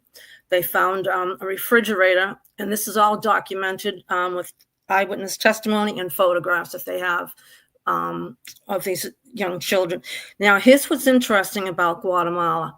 A lot of children from Guatemala were involved in these human rituals. And I found it I'm not saying it's connected, but I thought about the judge blocking the children going back because they're from Guatemala, and they were mentioning that a lot of these children that were sacrificed came from Guatemala. So I don't know if there's a connection, but I'm wondering if there is.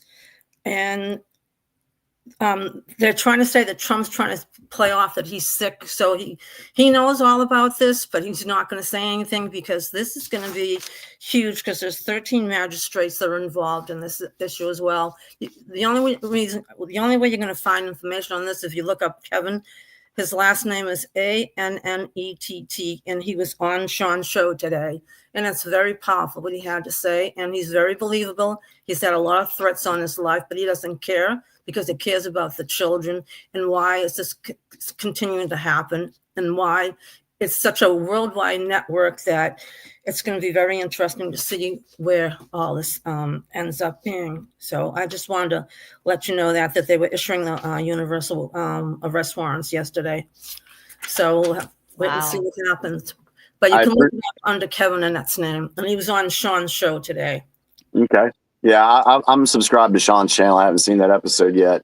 Oh yeah, it was on today. Okay. It's unbelievable. I had to shut some of it off because of what he was talking about. Oh yeah.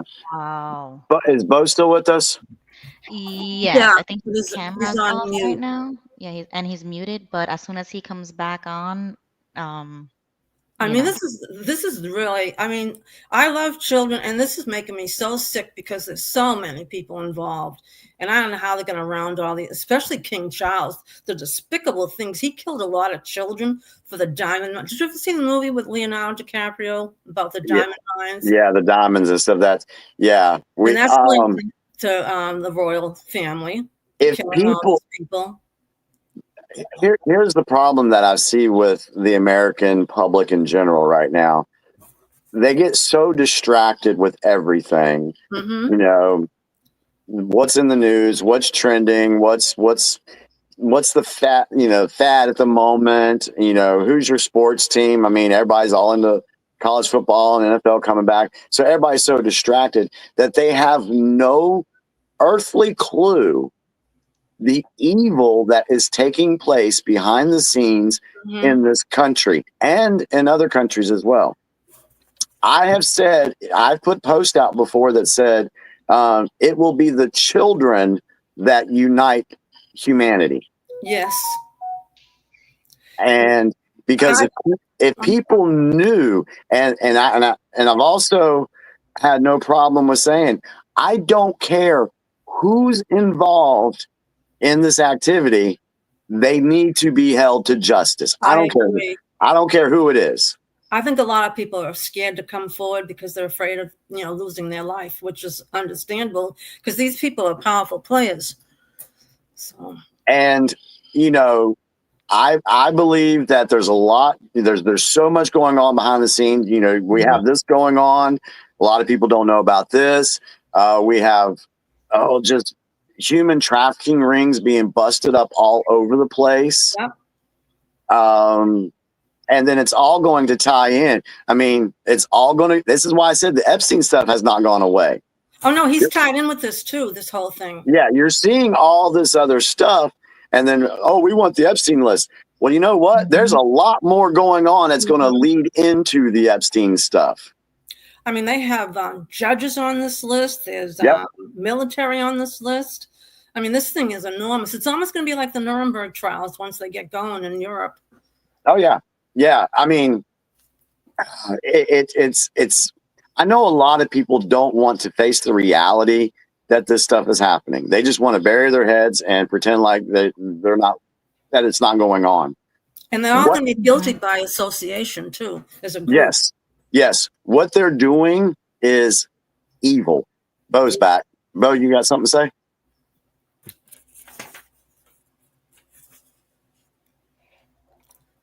Is it? You got a delay? You know what? I do, but this is really weird. There's like 3 or 4 voices all one together. It might be technical issues. It might be a connection issue. Yeah, I don't want to mess up the guys' show because I'm going to drop because it's not functioning. I'm sorry. Okay. I tell you what, you go ahead and take the floor, Bo. Take the floor and you say what you want to say real quick. I'll put myself on mute. See if that. Well, I really wanted to just ask you guys about those things I was talking about, but it seems like you guys are answering them, but I couldn't understand because of the technical difficulties. Oh, okay. All right. Well, that sucks. Oh, well, I'm going to drop and I'm just going to watch the show. All right, buddy. Thanks Sorry, for guys. joining. Now, isn't the Pope from Chicago, if I'm not mistaken? Yeah. Yes. Yep. Isn't that interesting that all this has taken place And the National Guard's going to go into Chicago? Mm-hmm. So guys, we are at midnight, Oh, and we're gonna have to start wrapping it Well, up. So any thank you for final letting me talk. thoughts? Thank you. Thanks for joining. There was just one other thing that we wanted to talk about, Ruby, that we forgot. We talked about that people are waking up to stuff. So we're going to get off this particular subject, and we got that last clip of the people waking up in Europe about the immigration stuff. Oh yeah, that was and in Japan too. Yeah, I sent you a clip on that, and then we had the last clip on what is protecting America from becoming like these other countries. So do you have those 2 clips on our messenger? I sent them to I you. don't have any more clips on Messenger. Wall Street Apes. I think that's it. Is that the Jesse one? Kelly Show. The anonymous. Yes, yeah, the anonymous got it. clip, the anonymous clip, and then the clip of the one guy that talks about. I think it's right before or after the anonymous clip. Okay, so let's play this one.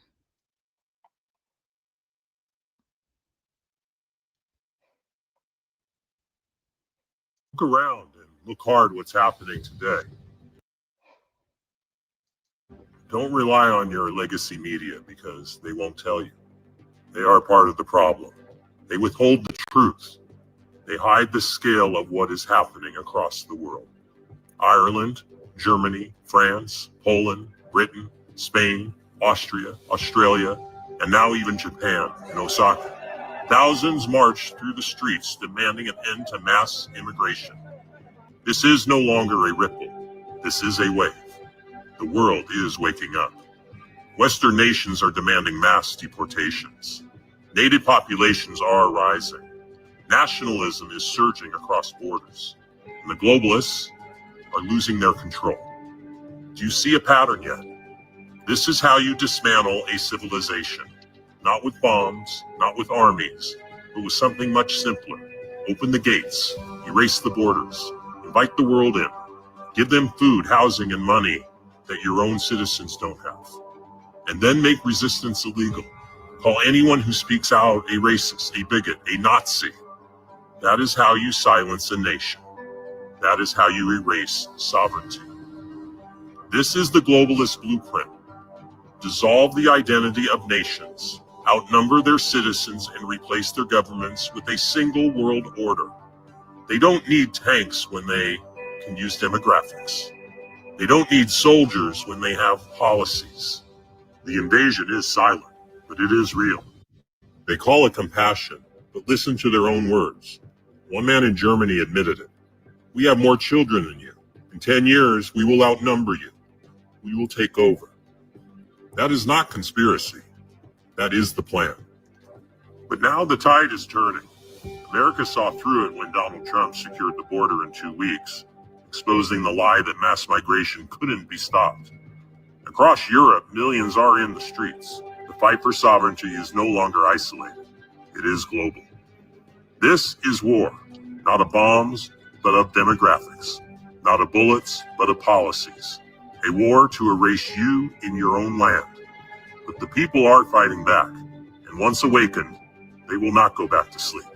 My friends, we are all anonymous, and maybe, just maybe, the sleeping giant of sovereign nations has awakened. A new world order.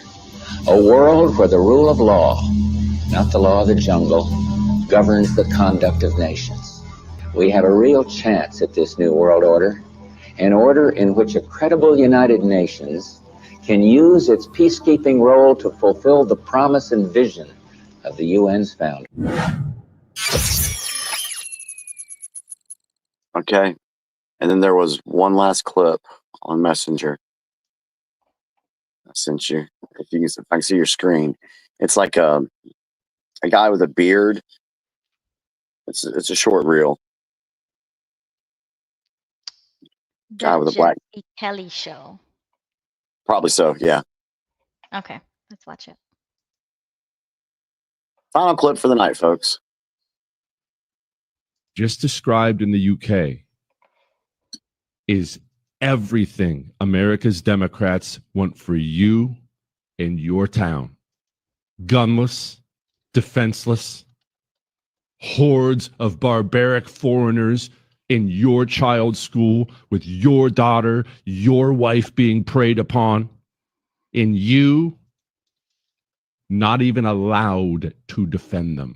If they so much as think you're insulting them, they would throw you in prison in a heartbeat. And you know the only reason that we are not exactly where they are is because we have guns. Did you know that? It is the only reason. Mm-hmm. If they had a monopoly on violence, they would bring horrors into this country like you can't possibly imagine. They know that your possession of guns, whether or not you personally have them, they know the patriotic Americans' possession of guns is the one thing that stops them from doing everything they're currently doing in the UK and Ireland and Scotland and Germany and France. All those people who run those countries, they all share the same sick, demonic communist religion of America's Democrats. And the only reason you are not prey like a French woman wandering through the Muslim part of town is because you and yours have guns that you can use to kill bad people with. And the government knows it. America's Democrats know it. They know that your arms are the only thing that holds them back from doing all these things and worse to you. And they hate it. And so now you see why when there's a shooting or whatever, they always go for the gun grab. Always. And that could have not been said any better. And such a great closing for tonight's show, because next Tuesday, I'm going to pick up from where we left off on that note, because there's a lot of ideas that I have with the whole immigration thing. You guys already know I could go 2 more hours on here if we started, but we're going to have to wait till next Tuesday, 9 p.m. Eastern time. And we're going to keep it towards the midnight, because now I actually have a real job, and and I got to wake up early. But we're going to pick up from where we left off. This is a great topic to go, good night to. Yeah, so the lot's still going on, everybody. There's so much going on, and we're going to do our best to try to keep you up to date with everything, share our thoughts and opinions about stuff. We want you to share yours. If you want us to cover a subject, leave it in the comments on my channel or Ruby's channel, or send me a message. We have no problem doing that. And I think this is a really good space for all of us to be able to converse about things that are going on in this world, bring attention to it. That way we can learn about it and be able to share it with other people that aren't really paying attention to what's going on right now. So, but buckle up. It's going to get crazier, folks. Oh yeah, and just a quick message to Bo, if he's still watching or if he sees this right now, we need you to come back. Yeah. Get a good connection or another device, something, but you got to come back, because Yes. I want to conduct like a mini interview. I want to know if you're registered to vote. I want to know what your affiliations are. I want to know your thoughts about politics. Did you vote in this last election? How do you feel about American politics right now? So you got to come back. All right. So Yeah. come back Tuesday night, 9 p.m. Don't be a stranger. And don't feel like I don't want anybody to feel like afraid or nervous or embarrassed or anything, because there's a lot of things that I don't even know, that I asked Jimmy, hey, can you talk about? Oh, we didn't even talk about the tie theory, about the ties. You want to do that real quick? Dang I can it. do it. No. We're gonna have to do it when we come back, because I had questions about this, and it's gonna start a whole rabbit hole that I don't got Yeah, time I for. will. Okay, yeah, I will. We'll save that for next. We'll save it for next week Yeah, okay. So because don't I forget, have the information. you better save it, put a star on it, highlight it. That's the very first thing we gotta talk about. There's a whole theory about the no ties. So we have to explain it next Tuesday. And hopefully Bo, join us, man, because I really want to get to know you politically. I want new people to join and not be afraid to talk about politics. That's the whole reason for this show, is to be open and honest politically. And if Can you we have ask? season 1, you know how crazy it can get sometimes. Can we ask? Can we ask the chat one last question? Yeah. How far down the rabbit hole are you guys willing to go with us? No, On a with scale. you, Okay, because you're all the right, one. okay, all right. With this side of the show, how far are you willing to go down the rabbit hole? On a Oh my scale gosh. of 10 being the most, let's go. Let's dive in, Jimmy. How far do you want us to go? 100%, Bo says. JG says very far. You know what? We didn't even do the conspiracy section of the show. So next time we need to do like the 10 p.m. or 10:30, and we need to switch to conspiracy time. And I play Okay. my mid-roll, and like I didn't even play my stuff. I'm such a bad streamer. I didn't even play my stuff. So we need to time ourselves, and we need to like move on as quickly as possible. But we did cover a lot of important things. I feel Yeah, like we covered a lot of stuff tonight. we covered the root causes of these problems. So Yeah. I'm glad that we at least did that. But next Tuesday, please, please, join us again, 9 p.m. sharp, like 9 p.m. boom, live, and we're gonna get into it. You know what I'm saying? Enter the chat as fast as possible, or join the stage as fast as possible, so that we can just start off running, because there's just so much that we got to talk about. And stream till at least midnight. You know what I'm saying? Yeah, that works for me. Okay, great. So we're gonna talk about the gun issue. We need to talk about those protests. We're gonna talk about the tie theory. I didn't even show the clip about the Titaria theory. Like, there's just so much that you have to come back. You have to come back next Tuesday, 9 p.m. Yes, absolutely. We'll be here, Lord willing. Bye, everybody. Thank you for being here. Thank you, everyone. Good night. Good night, and see you next Tuesday. Bye. Trump, yeah, okay, bury him a legend, yeah, Trump, hey, okay, America's biggest blessing, free speech advocate, packing, never lacking it, I just bought another gun and ain't nobody taking it, gang, gang.